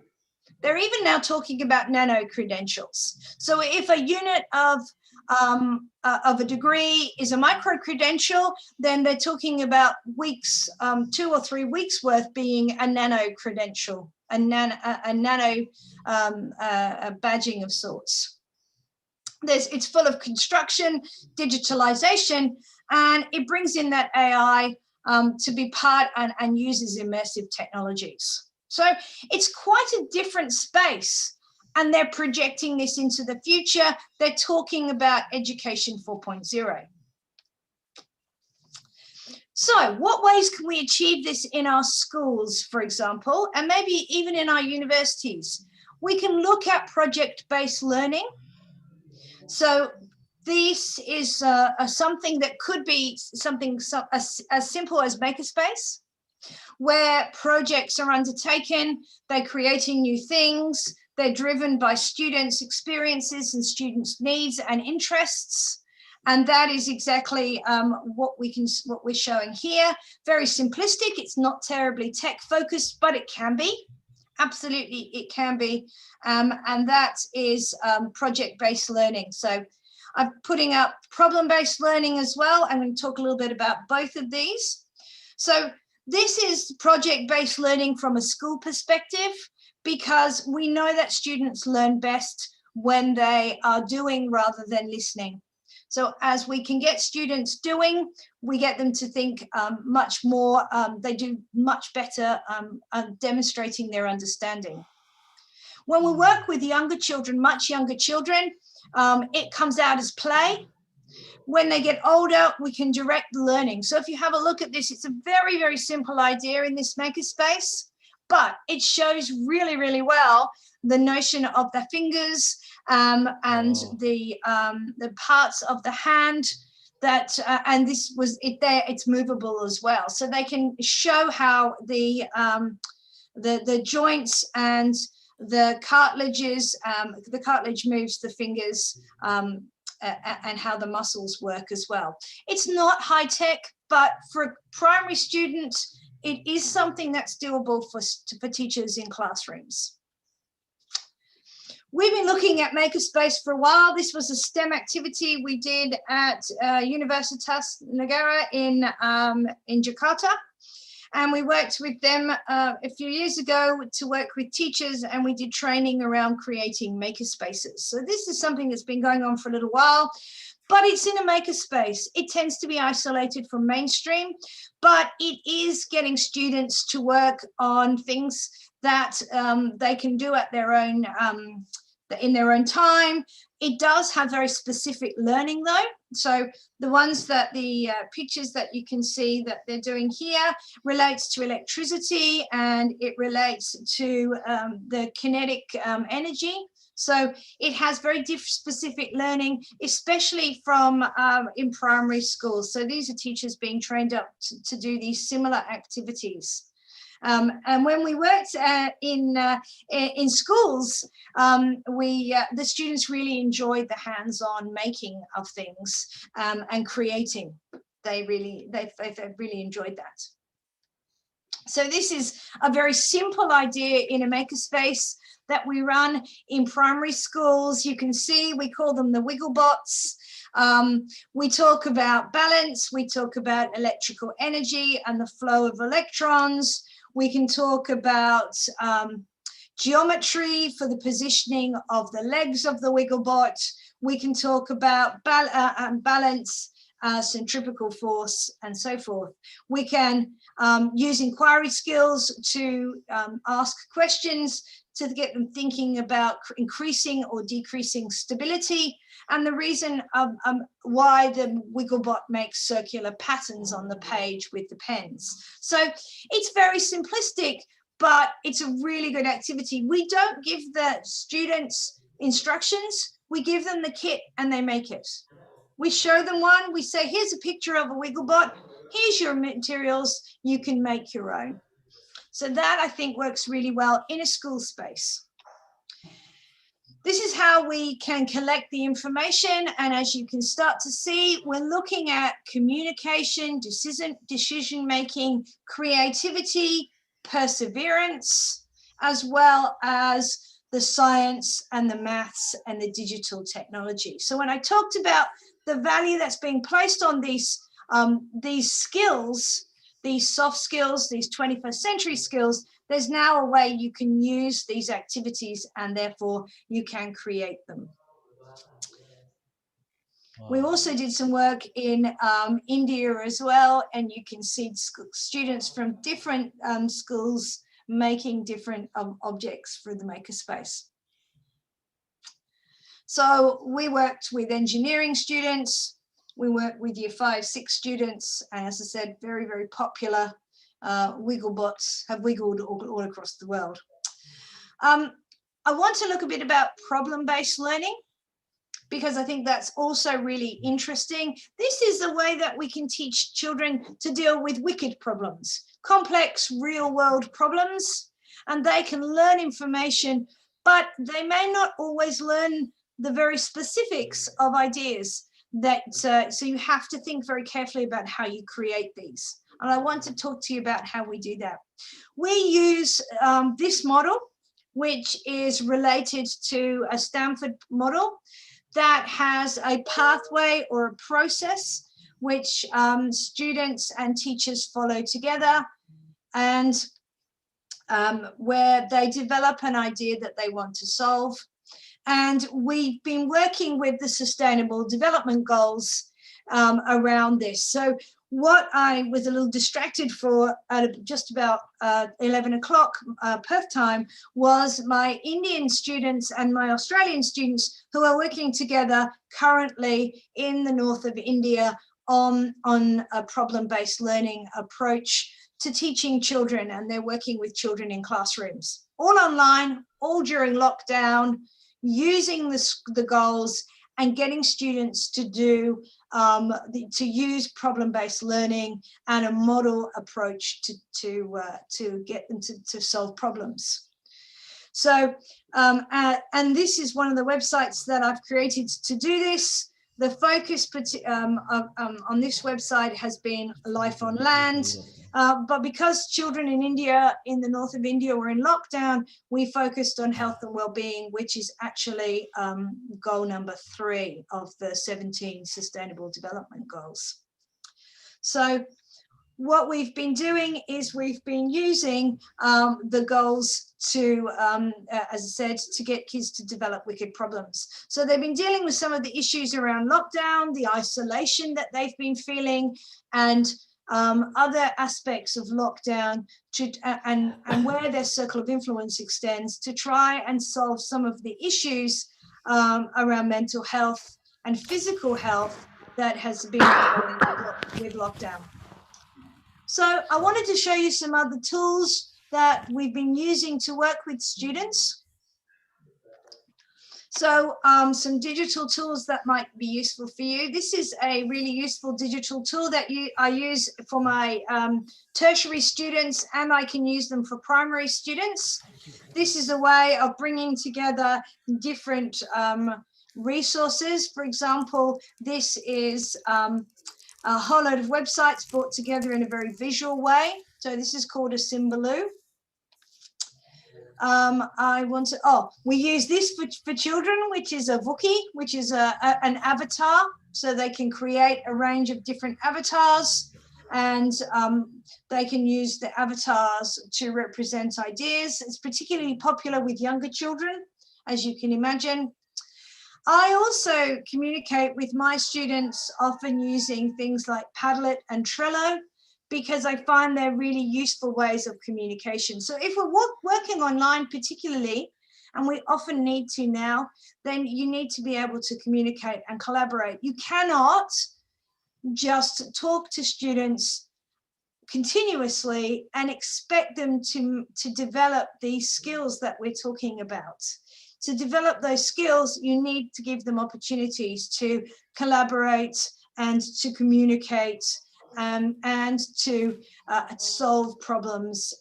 So back to the notion of the Pbl model that I was talking about earlier. So this is a mind mapping tool that is also we also use. It is an electronic tool, and I really enjoy students and my pre-service teachers using these tools as well. This is a Padlet board. I don't know if you've come across Padlet, but that's another really useful communication tool about how people can share their ideas and discuss and communicate. I must admit, Padlet's been a very useful tool working with Indian children and Indian teachers. They've got some really nice ones that they've been putting together. So I think in summing up, I want to talk about STEM being very much a very important way forward. And I think that as we're using more and more innovations and we're using more and more online technology, we're needing to help students develop their integrated learning in science, technology, engineering, and mathematics. I think that's incredibly important. And I think also extremely important is the focus on those key skills, which is the critical and creative thinking, problem solving, communication, collaboration. For children in classrooms, it's resilience, I think, as well. I think that also helps in developing teachers and students' mental health at this point in time, especially during lockdown. So I think that is really, I think, where I wanted to say, to stop. What I've been doing is working on the STEMinist project in schools and with tertiary teachers. And I think probably at this point, I'll stop here and see if there are any questions from you this morning. So thank you so very much for your time. I hope that was what you were hoping, that I'm looking to the future in education.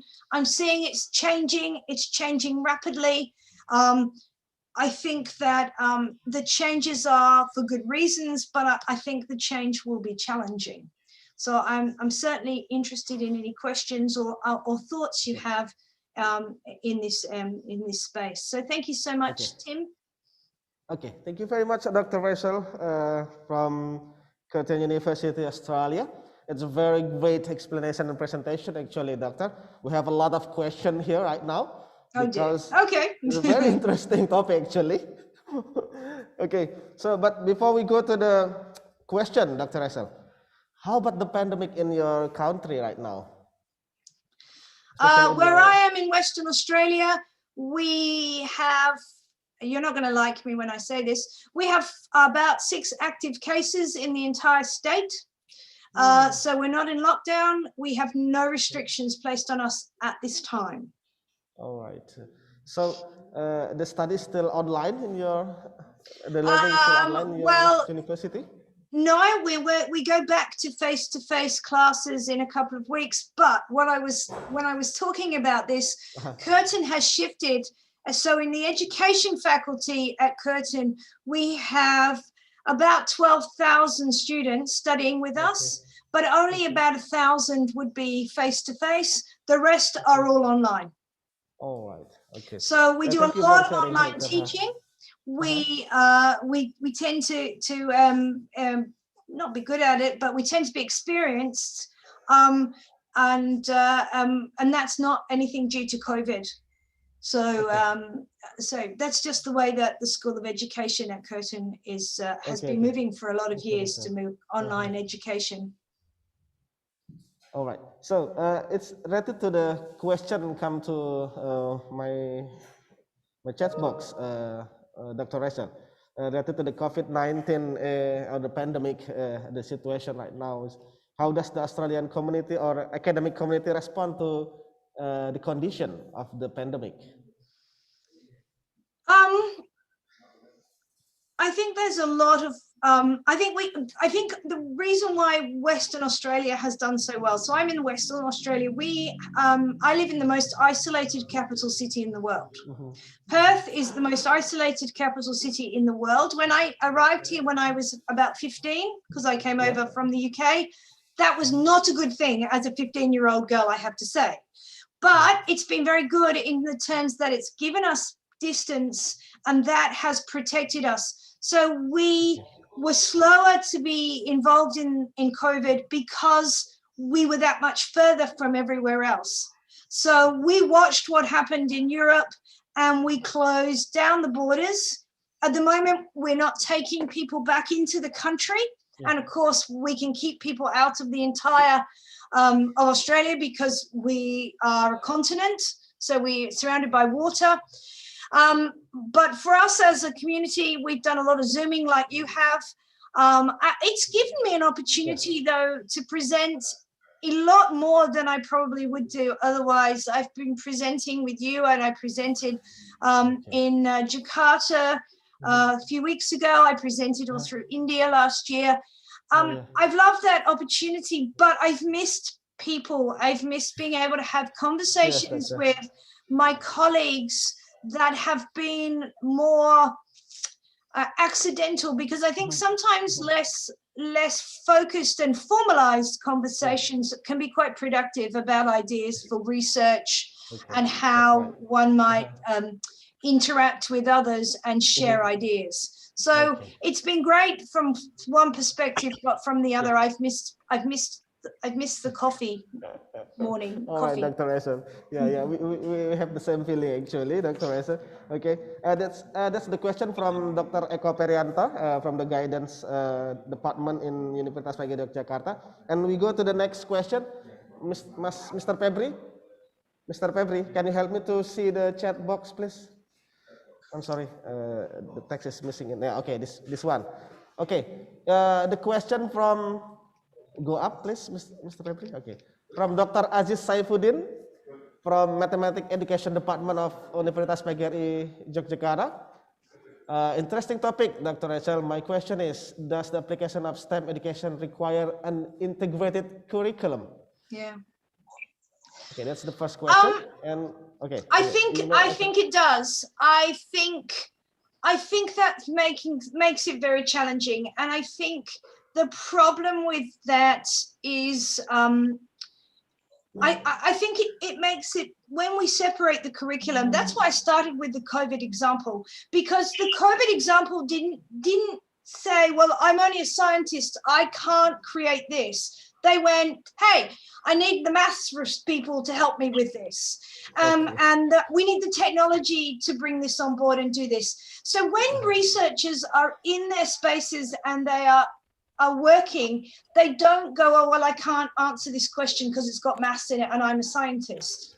So I think that we create a very artificial space. We do it in Australia still, and I'm not sure how we fix it. I really am not. Yes, it's a problem in Indonesia. We have a separated curriculum in Australia. How do we do it? Well, what I've been doing is I'm sneaky. I do it in little spaces. So the makerspace is a really good place where we do it outside of mainstream. We do it at lunchtime. We do it after school. We do it with students that are interested. In the tertiary space, I run the iSTEM as options, as extracurricular for credit. So we have the science class, we have the maths class, we still teach it in a very artificial way, but I'm very lucky because I get to work in those small spaces. How do I make those spaces bigger? I'm not sure. I really am not, because I think it's very difficult to do that, and I don't have enough influence. Okay. Thank you very much, Doctor. So you also said you have an experience related to this STEM, the STEM education in Indonesia. Is that right, Doctor? Yes. Can you tell us or elaborate more about it? The next question from Dr. Yeah, we had a grant when in 2019 to bring our STEMinist project to Indonesia, and I worked with a colleague at the Universitas Negara in Jakarta, and we ran a program with them to train their pre-service teachers in the makerspace approach. And then we went out to schools and we made Wigglebots and we made catapults. But I think the important thing was we kept looking at how we could relate it to their learning. So the children had fun. They didn't think they were learning, but the pre-service teachers, then we talked about where's the science in this? Where's the maths? How can we ask questions that promote understanding in these different areas? And we'd spent some time doing that, and we had a lot of fun. I must admit, I enjoyed it very, very much. Okay. The last question from Dr. Ajis, maybe, Doctor, is related to how to measure students' ability in STEM-based learning.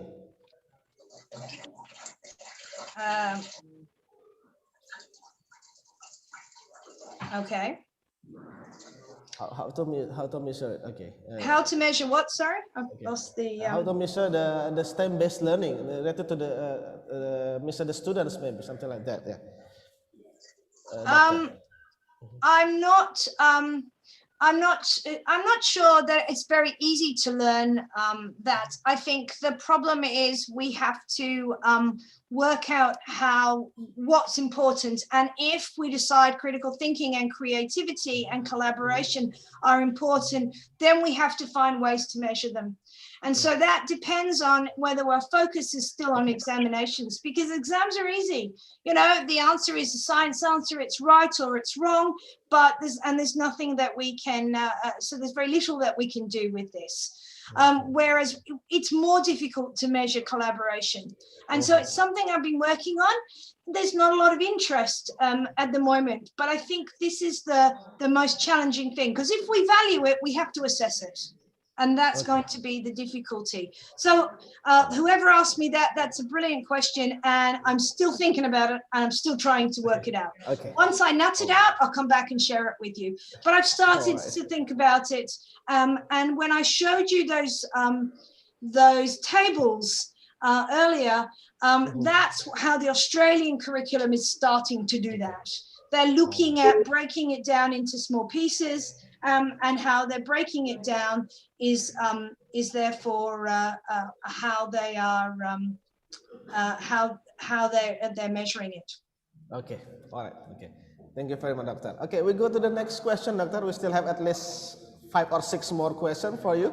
Oh, good. All right, we go. Is that okay, Doctor? Yeah, it's okay. Yeah, yeah? Absolutely. Okay, we go to Mr. Guru Gifar Zalzala. From the Management Department of Universitas Pbl Yogyakarta. Yep. Thank you for your wonderful presentation that give us a new insight of learning in education practice.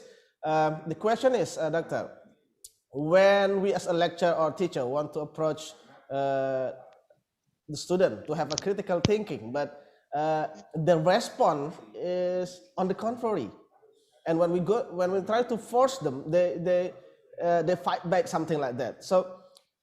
Based on your opinion, can you give us the solution, or maybe what is your opinion related to the to arise the awareness of students to do the critical thinking itself? I think you guys are absolutely very much paying attention to this, and I'm really, really pleased that you guys are asking such excellent questions. You're absolutely correct. This is a really challenging thing. And so when I teach it at the moment, for example, I'm not making it high stakes. I'm making it engaging. I'm making it interesting. And then I'm pushing the students quite hard to think about it, but I am trying not to make it, I don't put pressure on them with it, because you're right, you have to teach this, you have to help them, you have to train them. It's no good asking them, they don't do it, then you penalize them. That's not very fair. So I think you have to do it gently, you have to do it slowly, and I think that's that's the key to this. And again, it's still something that we are struggling with in Australia in the same way. So I'm looking at some more of the questions, and they're saying, what's the strategy for Australian STEM school education? There isn't a consistent one. It's over every kind of state and territory. It's different. There's a lot of money put in, but at the end of the day, we're not sure what the outcomes are. And it depends. If you are going to assess in a traditional way, then you're not going to get the same answers. You're going to have to think about assessing in a way that gets them to demonstrate these skills. Okay. So if you teach the skills and then you just give them an exam, then that's not going to help, because the exam is just reinforcing the more traditional approach. Yeah.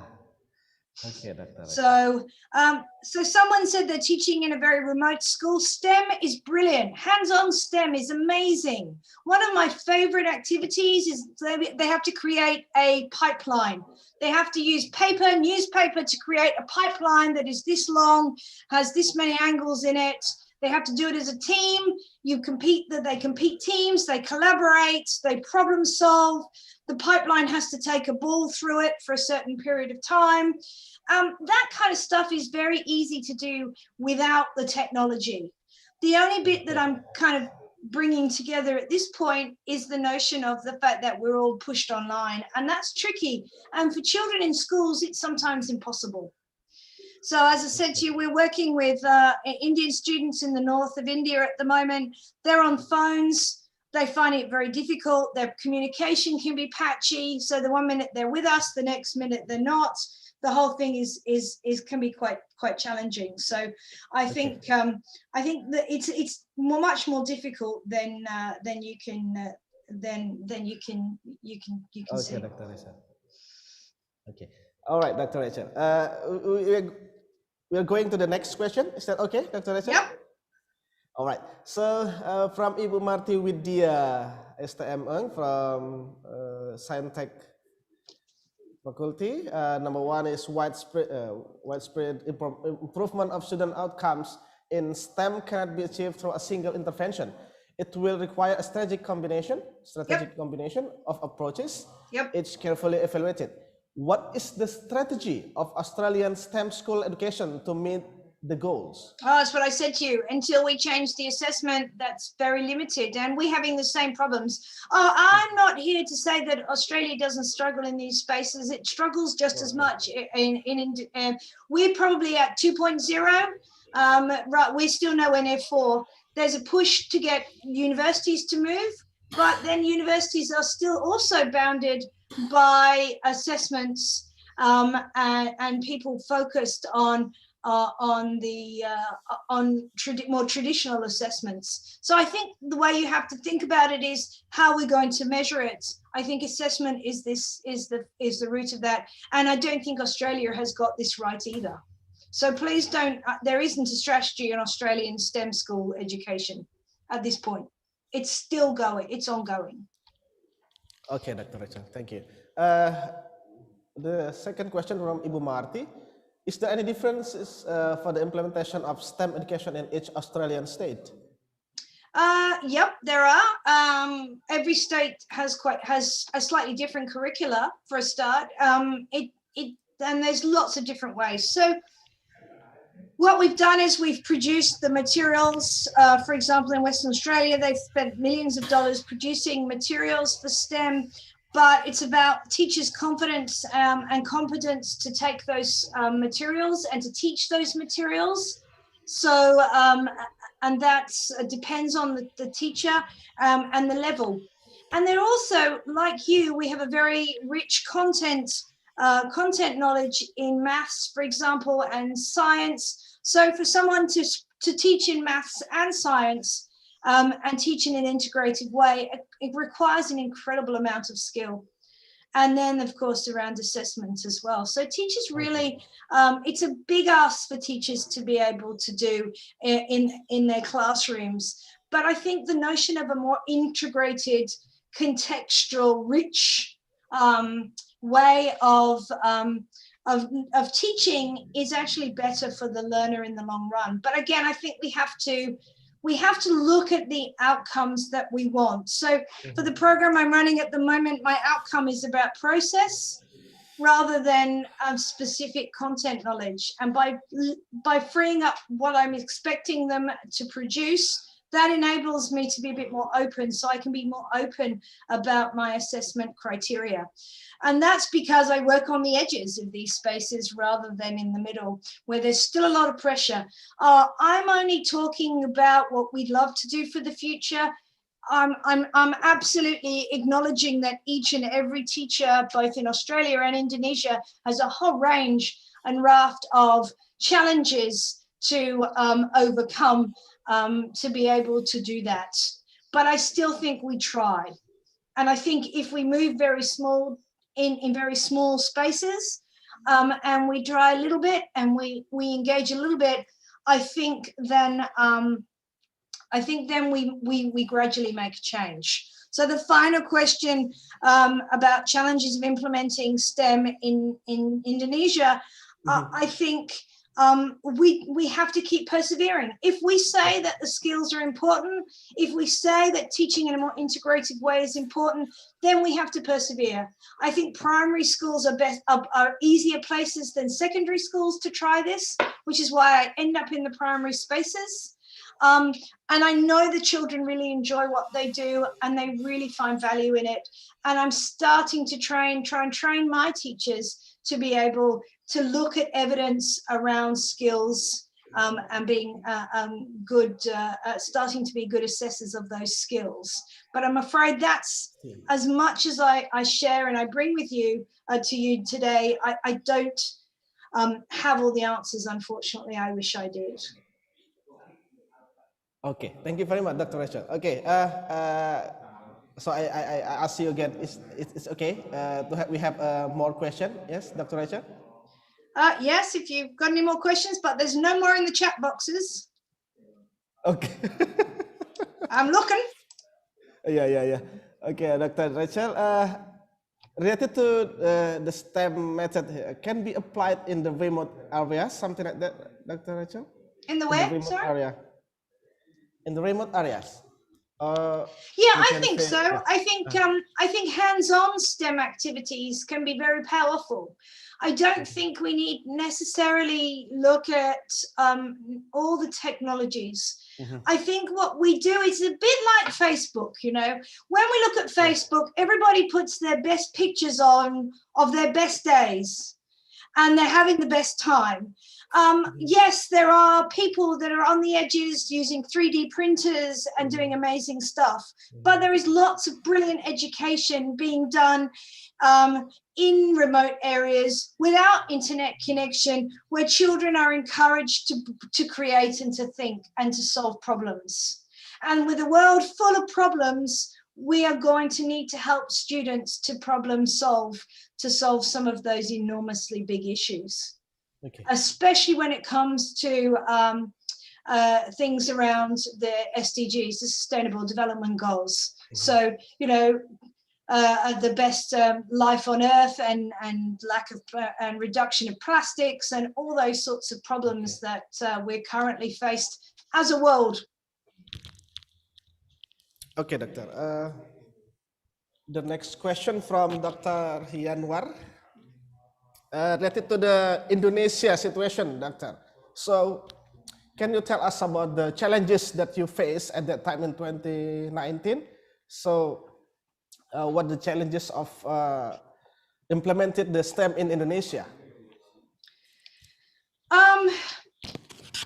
Well, when it came to children, the children loved it. The children really, really enjoyed it. I don't think I've ever been mobbed by children before. I was mobbed in Jakarta. The school we went to, the children in grade 5 and 6 really, really enjoyed doing the activities. They're not the people that you need to convince. It's about helping the teachers to see where they can implement these opportunities into their curriculum. And as I said to you, I think we start small and we get bigger and we use these opportunities to try. So, you know, maybe one day a week you would implement something into a classroom where children could practice those skills. So things like Genius Hour, maker spaces, all those are opportunities, and then you're gradually going to be able to expand it, hopefully, over time. Okay. All right, Dr. Rachel. Okay. Is there any more question for below? No? Maybe I will read the last question for now, Dr. Rachel. We have the last question. I think this is the last question. There is one term, Dr. Rachel, STEAM, STEAM, yeah, yep. After STEM, yeah, which is adding art in the integration of science, technology, engineering, and mathematics to balance Yep. between science and math. How your opinion about implemented STEAM in community service, such non-formal education? Well, STEAM's always an interesting one, but I think this comes back to integration. So when I work around the SDGs, it's integration. It can come into health. If we solve a problem, we need to draw on the skills that we need to draw on. They might even be geography or history that brings us information that helps us solve these problems. So I think there used to be a lot more around integration as an idea, a more holistic way of teaching. I think STEM is a great word. It's easy to remember and people like it, but at the end of the day, I'm not sure that it's enough. I think it doesn't seek to look at all the other areas. All right. Okay. Oh, so that's all. The audiences, yeah. Dr. Aziz Saifuddin, Dr. Yanwa, Dr. Laila, Dr. Eko Perianto, and everyone who have the question. Yeah, it's very nice discussion. Yeah, Dr. Rachel. Yep, thank you. It's very, very good, very nice explanation. So you can see from the question that the audience is very enjoy your presentation, or maybe the topic of your presentation, Dr. Rachel. It's very nice to have you in our conference today. Thank you, Dr. Rachel. I hope that we can do collaboration in the next agenda, maybe. Yeah, Dr. Thank Rachel. you, Tim. So we give a big applause to Dr. Rachel Sheffield from Curtin University, Australia. Thank you so much. Thank you very much once again, Dr. Rachel. Thank you. Yeah. Okay, everyone, all of the participant authors, or maybe the audience, and also all the keynote speakers. Yeah, we are going to the third keynote speaker. Yeah, are you ready, everyone? I hope that you are ready. Yeah, we go to the next keynote speaker, Associate Professor Dr. Dekeng Setia Budiarto from Universitas PGRI Yogyakarta, Indonesia, under the title E-Commerce Implementation for SMEs Sustainability at COVID-19 Pandemic. Okay, hello, Dr. Dekeng. Yes. Okay, can you hear me clearly? Yeah. Okay. Can you hear me clearly? Yeah. Okay. So, Dr. Dekeng, how are you this morning? Yes, I'm fine. Thank you, Mr. Ustadz Juan. Great to hear that, Dr. Dekeng. Now you also have 1 hour for presentation and discussion later. To all of the audiences, if you have any question, you may also write down on the chat box, and we will read the question to the keynote speakers. Okay, Dr. Dekeng, you have 1 hour from now. Okay, thank you, Mr. Ustadz Juan. My schedule is at 11 o'clock, but Mr. Ustadz Juan pushed me to start my presentation early. Okay, let me share my PowerPoint, the material. Okay, share screen.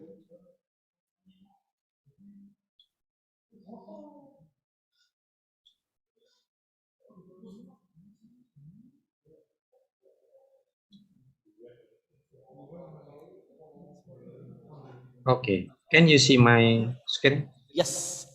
Okay. Okay, I will start my presentation. First, thanks to Allah Subhanahu wa Ta'ala the creator of the rainbow, to give us help so we can find in this special event UPINCASE, the third UPINCASE. And then thanks for the committee to give me opportunity to join in this international conference. Thanks for our participant to join in this room. My name is Degeng Setio Biarto with my team Ranyeka Diansari and Aristana Dia from Department of Accounting, Universitas PGRI Yogyakarta. Assalamualaikum warahmatullahi wabarakatuh. Waalaikumsalam warahmatullahi wabarakatuh. Okay, to save the time, I will go to the next slide.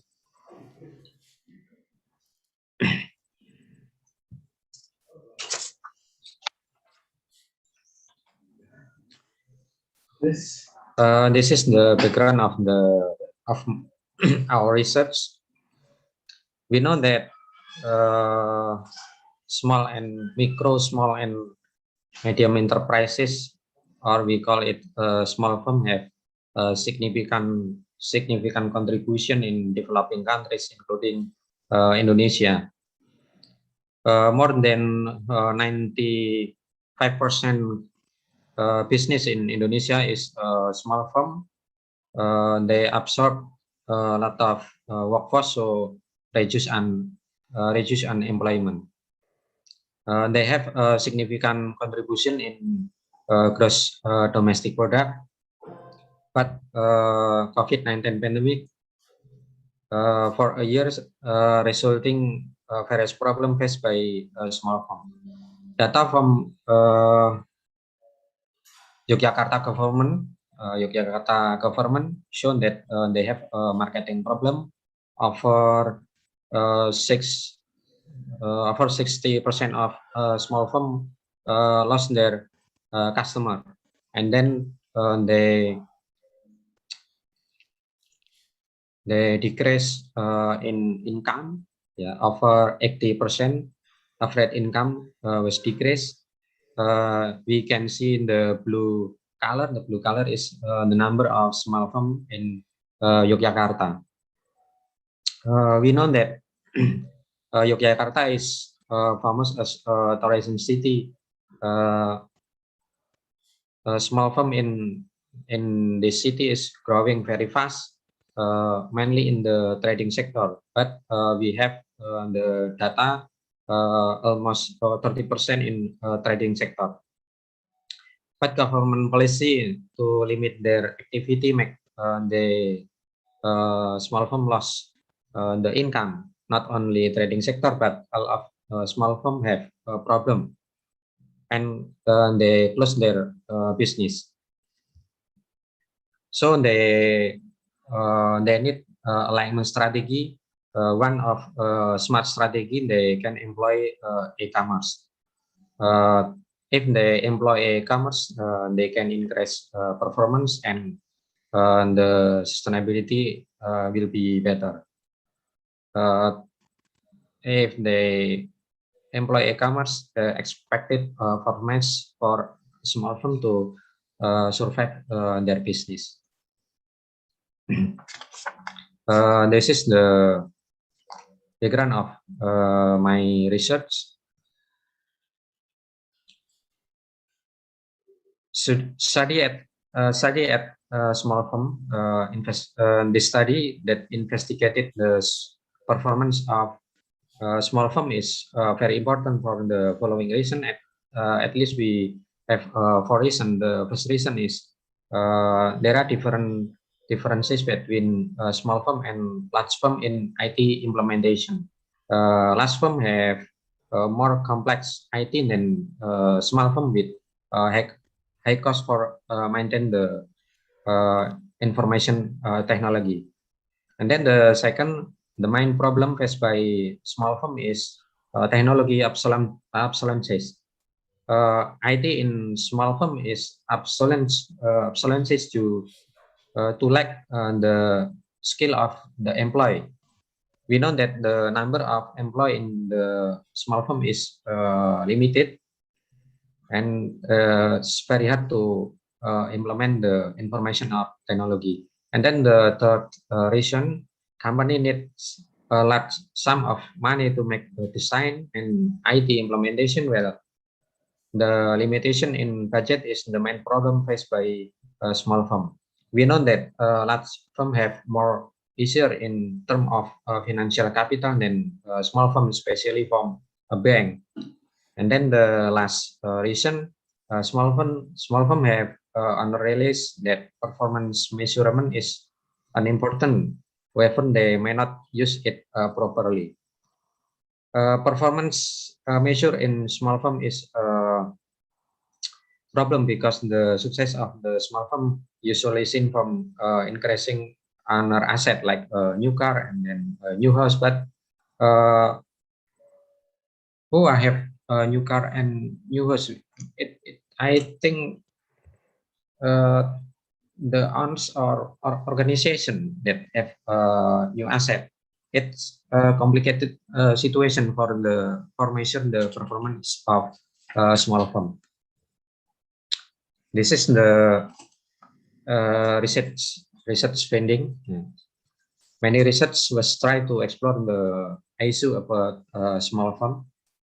Okay, let me see in the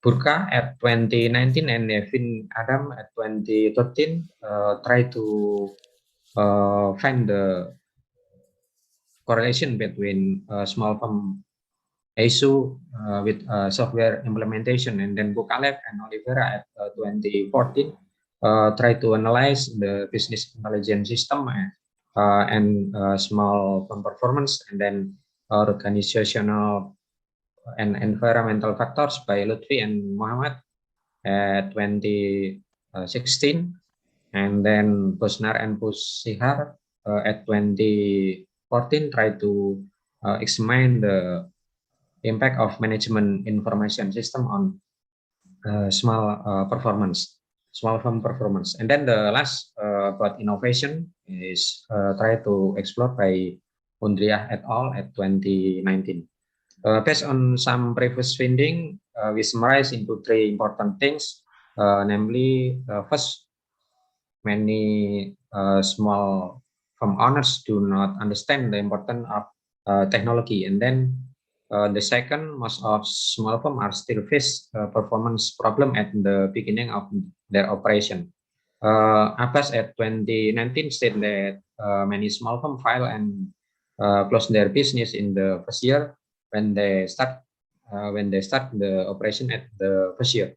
And then the third, small firm have insufficient management skill. Armani at 2018 said that management skill need for clearly decision making and planning the strategy for going concern of the small firm organization.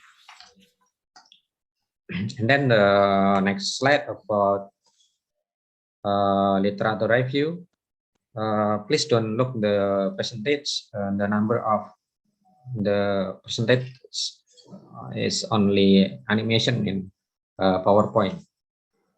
Okay. The first small firm more quickly adapt to the market than large firm.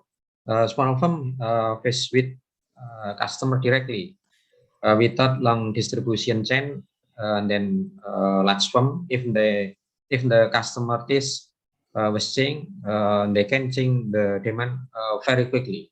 Yeah, this situation is good for small firm.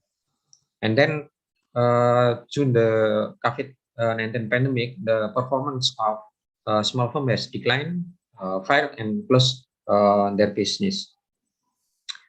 Small firm can implement the fastest strategy to use e-commerce, and this research said by Giovanni at 2020, because the owner have authority to implement new strategy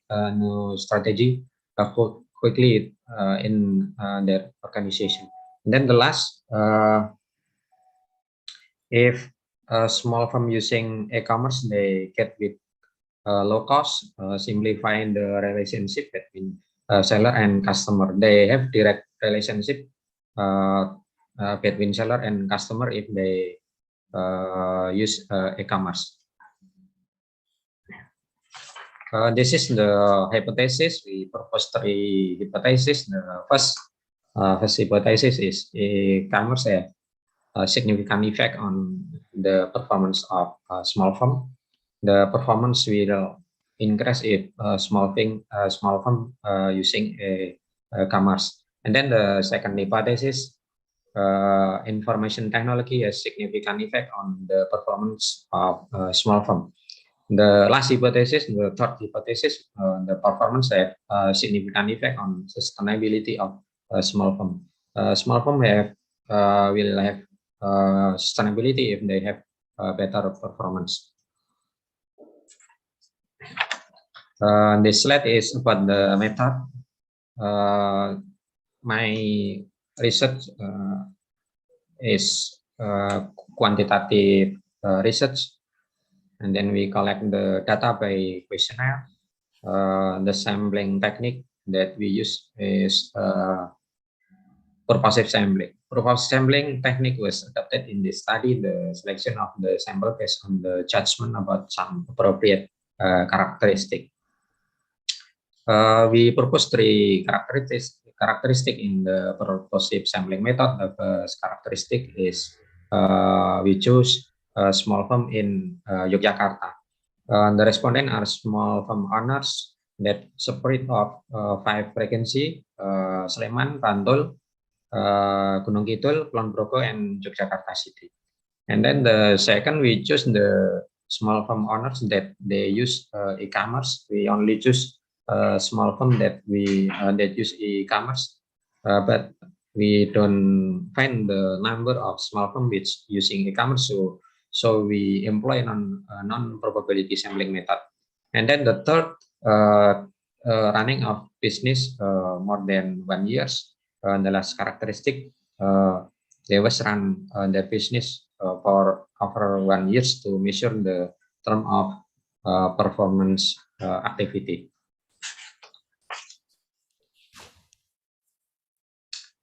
This is the variable measurement. We use a 5-point Likert scale, namely 1 strongly disagree, and then 2 disagree, neutral, agree, and 5 strongly agree. E-commerce variable consists of 5 indicators. Is proposed by Harini at 2017. And then IT variable consists of 3 indicators set by Wahmi and Mudiantoro at 2019. And then business performance variable consists of 5 indicators proposed by Fatima at 2019. And the last sustainability for small firm consists of 2 indicators by Pramudiati at 2020. We employ questionnaire indicator from previous research.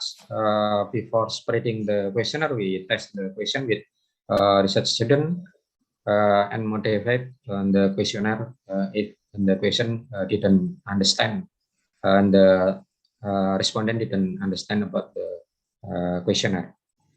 The question in the questionnaire. This is the indicators. We have 4 variable. The first variable is e-commerce. We propose 5 indicators. The first indicators is about gathering the information, and then ease of use, quick of information, friendliness between site users, and clear interaction and communication. And then information technology variable have 3 indicators. The first is perceived benefit, and then knowledge and skills regarding IT and support from the government, like internet network. And then the business performance have 5 indicators like productivity, sales, profitability, product innovation, and process innovation.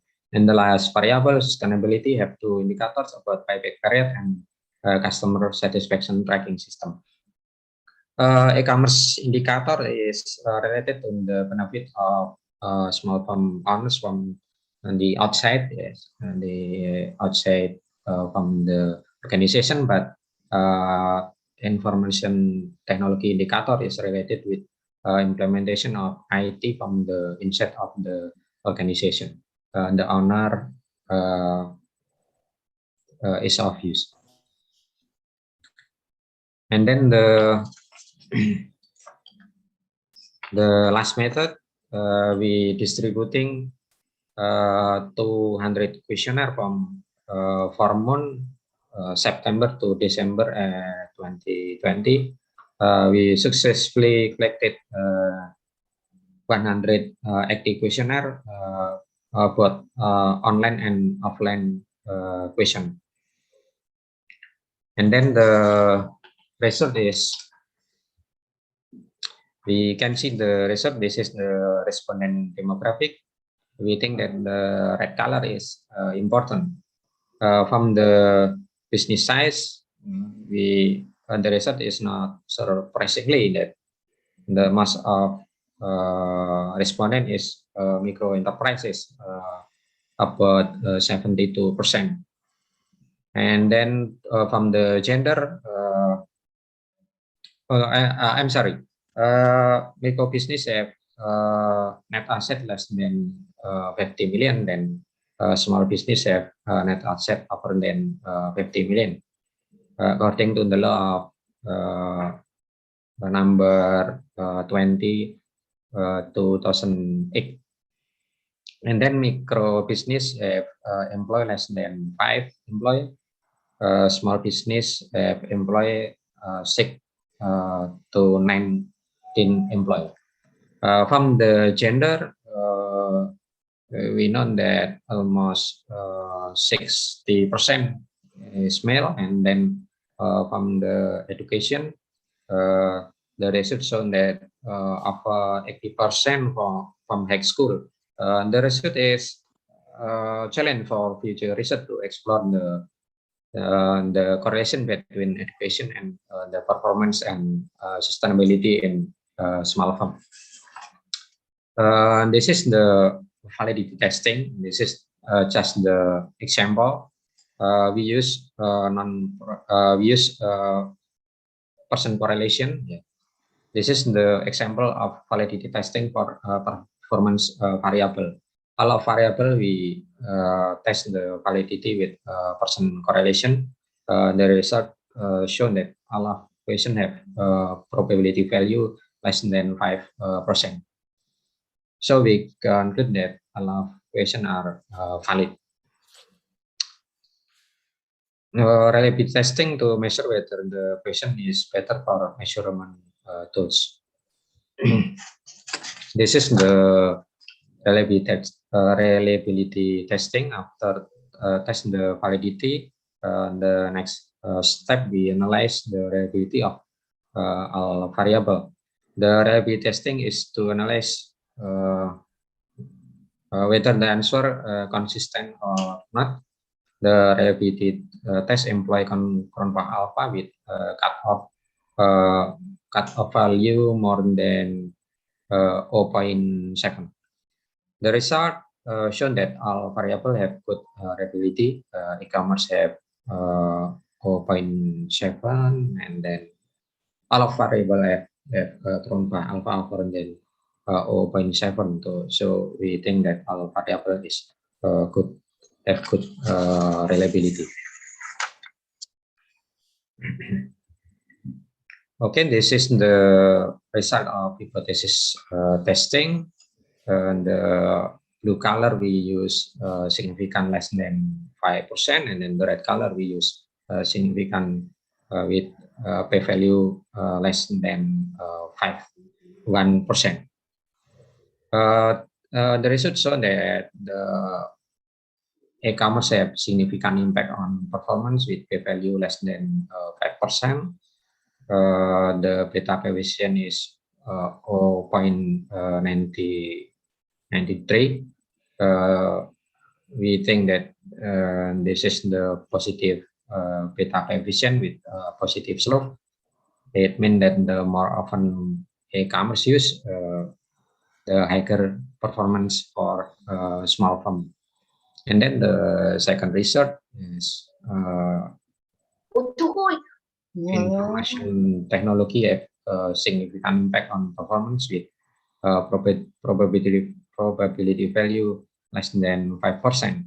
The beta coefficient is have positive slope.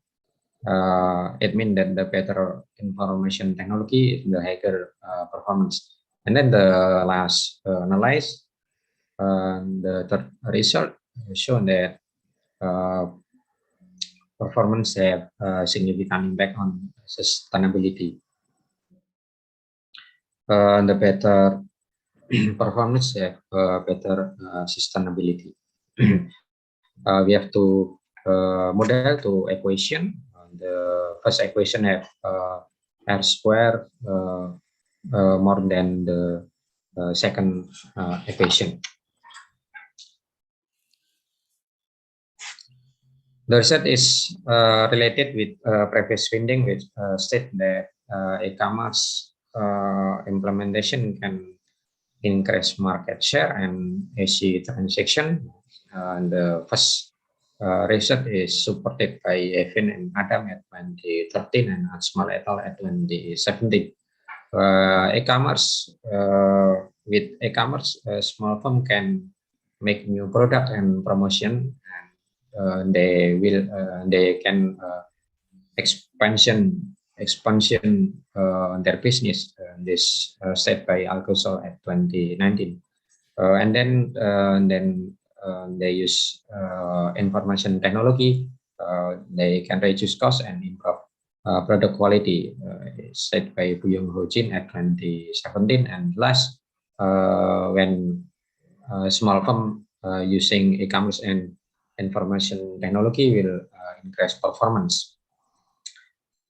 Productivity will increase, innovation will increase, and performance and sustainability will increase. Bukaleb and Oliveira at 2014 state that they can maintain the going concern of the business and achieve the better performance and sustainability. And then the conclusion, we have three conclusions.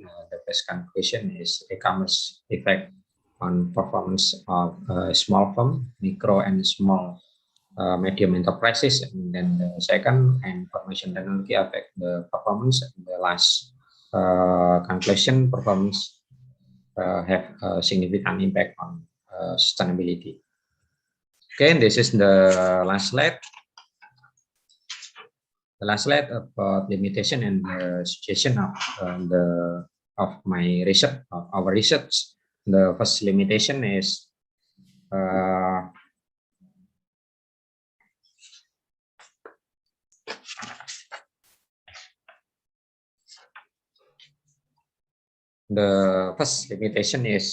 this research only analyze from the owner perspective or individual perspective. We don't analyze the organizational perspective. So the suggestion for the future research, I can analyze from the organizational perspective, because the organizational have many problems than individual perspective. And then the second limitation, we only use e-commerce and IT variable. So challenge for future research to explore innovation variable. Mariudi at 2019 state that innovation related with the organizational competitiveness. And then the last limitation, this research didn't spirit the e-commerce that they use. So the future research can distinguish the types of online media because they are related to the performance. The theory stated by Alcosol at 2019. Okay, matur nuwun is thank you. Time is yours, Mr. Ustadz Juang. Thank you very much. All right, it's a wonderful presentation from the Associate Professor Dr. Dekeng Setio Budiarto, Universitas PGRI Yogyakarta, Indonesia, Accounting Department. Okay, under the title E-commerce Implementation for SMEs Sustainability at COVID-19 Pandemic. Okay, to all of the audiences, I invite you again to give a question to our keynote speaker. And we have the first question now from Dr. Firdi. The question is, do you think those SM,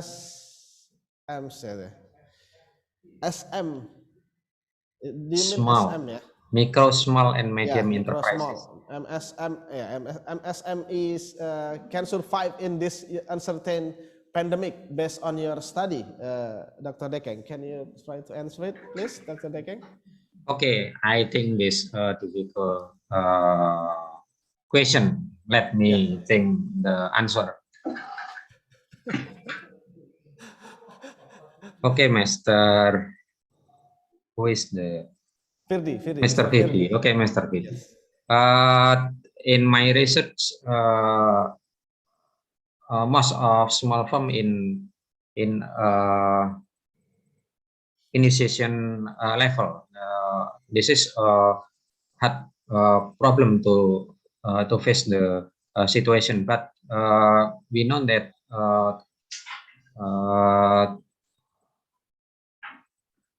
many small firm can survive in this pandemic because they use e-commerce. We shown that the Gojek and then Grab and then Shopee, Lazada, Tokopedia have more revenue with when they face the situation. Mr. Juang, I will answer the question with English and bahasa Indonesia. Ya. Okay. Jadi memang situasi ini sangat sulit dihadapi oleh UKM, tapi dengan e-commerce kita lihat bahwa omsetnya Tokopedia, Gojek, kemudian semua yang menyuplai e-commerce itu meningkat gitu. Jadi memang banyak UKM ya, a lot of small firm have serious problem in face the pandemic, but ada beberapa UKM yang tetap bisa bertahan ya. Mainly in food and beverage. Tapi memang kalau yang perusahaan yang besar memang agak sulit seperti hotel dan rumah makan, kita memang agak sulit menghadapi kenyataan. Okay, thank you, Mr. Juang. Okay, wonderful, Dr. Dekeng, for the answer or the explanation. Yeah, based on the situation, yeah, just like Dr. Dekeng said or explained to us that in some condition it give a beneficial for the others, just like e-commerce, something like that. They get a raise income, but in the other side that many also the owner or the business owner has to collapse or something, that bankrupt, something like that. So what we have to do is adapt with the situation, yeah, Dr. Dekeng, yeah. We have to adaptation with the situation or the pandemic itself. Okay. Sorry. We are going to the next question, maybe anyone from the participant or the authors or the audiences. Yes, the second question, Mr. Juang, what the model do you use in the problem, path analysis or structural acquisition model, and their assumption to check? Yes. Okay, we only use regression model analysis.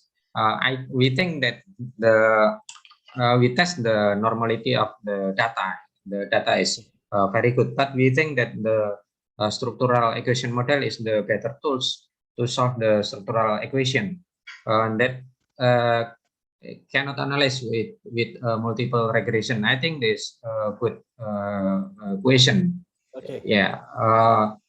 We have other research which using SAM, yeah, structural equation model, about a small firm sustainability with added with a new variable is marketing orientation, but we don't finish this research. I think with structural acquisition model we can solve the many problem that can analyze the multiple regression. Yeah, Mr. Juang, I will answer the question with bahasa. Jadi kami tidak menggunakan structural regression model, kami menggunakan regresi biasa dengan path analysis ya. Memang dengan model struktural dengan structural acquisition model dengan SEM kami menggunakan PLS untuk riset selanjutnya itu memang lebih appropriate gitu ya. Jadi lebih pas menggunakan SEM ini merupakan salah satu keterbatasan penelitian yang kami presentasikan sekarang gitu ya. Jadi thank you dari siapa ini Abdul Hoi.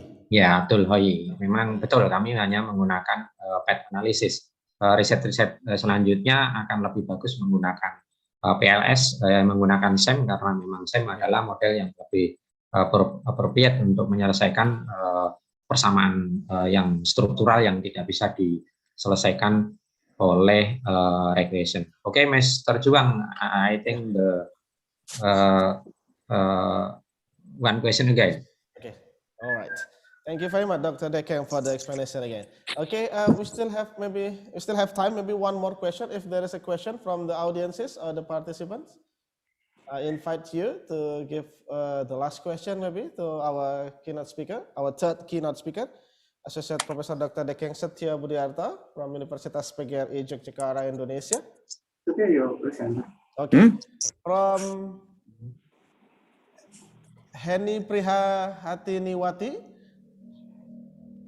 Mr. Dekeng, you explained that big companies cannot survive in this era. Almost small business, especially food and beverage, can survive. Can you explain why? Yes, okay.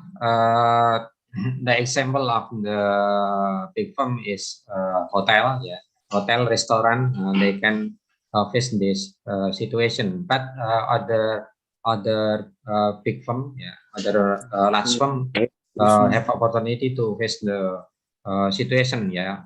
Artinya memang saya hanya memberi contoh perusahaan besar itu hotel, tapi banyak perusahaan besar yang lain yang bisa bertahan, gitu ya.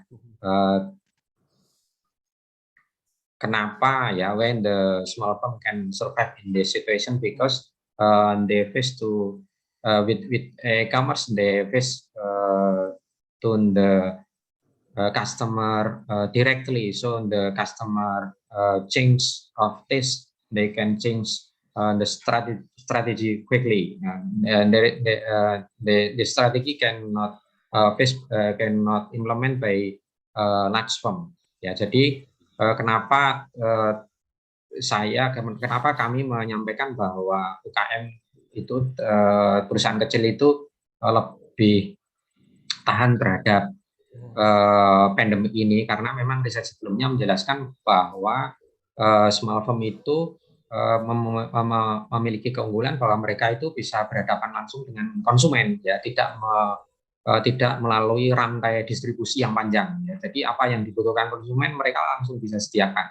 Nah, ini hanya beberapa sisi, ya. Jadi kami tidak meneliti dari berbagai sisi, kami meneliti hanya dari satu sisi. Ini this is a good question for Heni Prihatinawati. Okay, Mr. Juan, the last question from Mr. Nurirwan.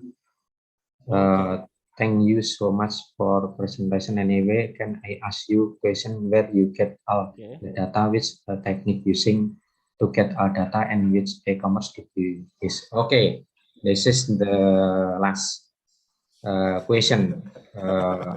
Let me think the answer. This is we use the we know that the number of small firm is I was presented the number of small firm about 200 thousand, but we don't know the number of small firm that they use e-commerce, so we choose the e-commerce which they using. We choose small firm that they using e-commerce. We employ the questionnaire with offline and online method. If they we spreading the questionnaire, if they do not use e-commerce, we cannot use as a respondent. So from the 200 questionnaire, only 118 questionnaire that we use as analyze. We use a purposive sampling method to choose the respondent from our research. The respondent is honors small firm that they can answer our question. I think is my answer, Mr. Juan. Thank you. Yes. All right. We said thank you very much to Associate Professor Dr. Dekeng Setio Budiarto for all of the answer and explanation today. Yeah, we are in the end of the agenda. We have 3 keynote speakers today. The first is Professor Dr. Dwi Lisner Setiawati, and then the second is Associate Professor Dr. Rachel Sheffield from Kyoto University, Australia. And right just now we have Associate Professor Dr. Dekeng Setio Budiarto from Universitas PGRI Yogyakarta, Indonesia.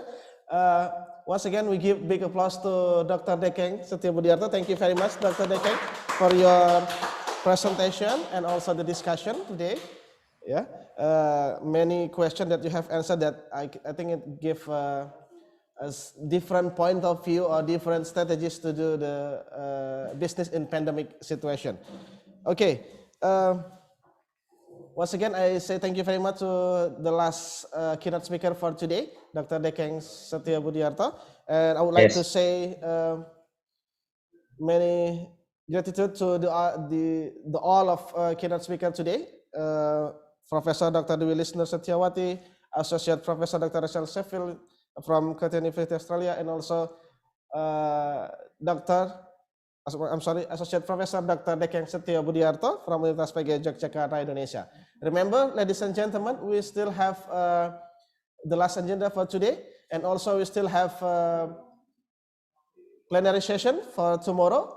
We have Professor Chang Teseng from National Dongwa University, Taiwan, and then Associate Professor Dr. Samaneh Salgadi from University of Quebec, Canada, and the last we have also Associate Professor Dr. Azhari from Sultan Idris University. So before I close the first day of the conference, I will remind all of the authors, we will do the parallel session. We will do the parallel session at 1 p.m. But make sure that you join the room 15 minutes before 1 p.m. Okay, I repeat once more to all of the authors or presenters, make sure that you join the room 15 minutes before the parallel session start. Okay, the parallel session will start at 1 p.m. So make sure that you join the room at 12:45. And make sure that you rename your account, your Zoom account with room number, ID paper, also your full name or your name. Okay, if you have any question, you may contact the organizer or committee. I think that's all for our first day today, everyone. Thank you very much for joining us in this plenary session for the first day. We will continue on the parallel session after the break. You may have a break till 12:45. I repeat again to all of the authors and participants, presenters today, you have to join the parallel session at 12:45. I think that's all from me, Juan Kurniawan, as the Master of Ceremony of this conference. I'll see you again tomorrow at 8 a.m. as usual. Thank you very much for your attention. Have a nice day. Have a nice presentation. Assalamualaikum warahmatullahi wabarakatuh. Waalaikumsalam warahmatullahi wabarakatuh.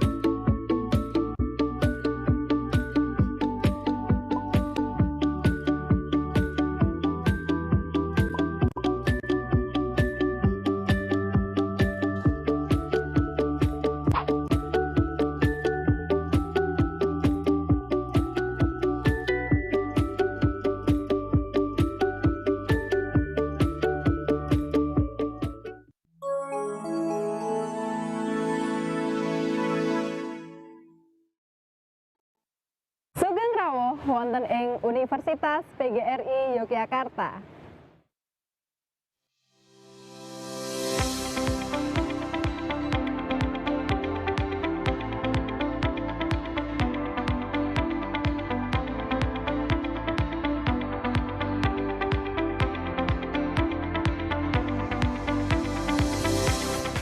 Universitas PGRI Yogyakarta merupakan salah satu kampus unggulan yang terletak tidak jauh dari pusat kota Jogja.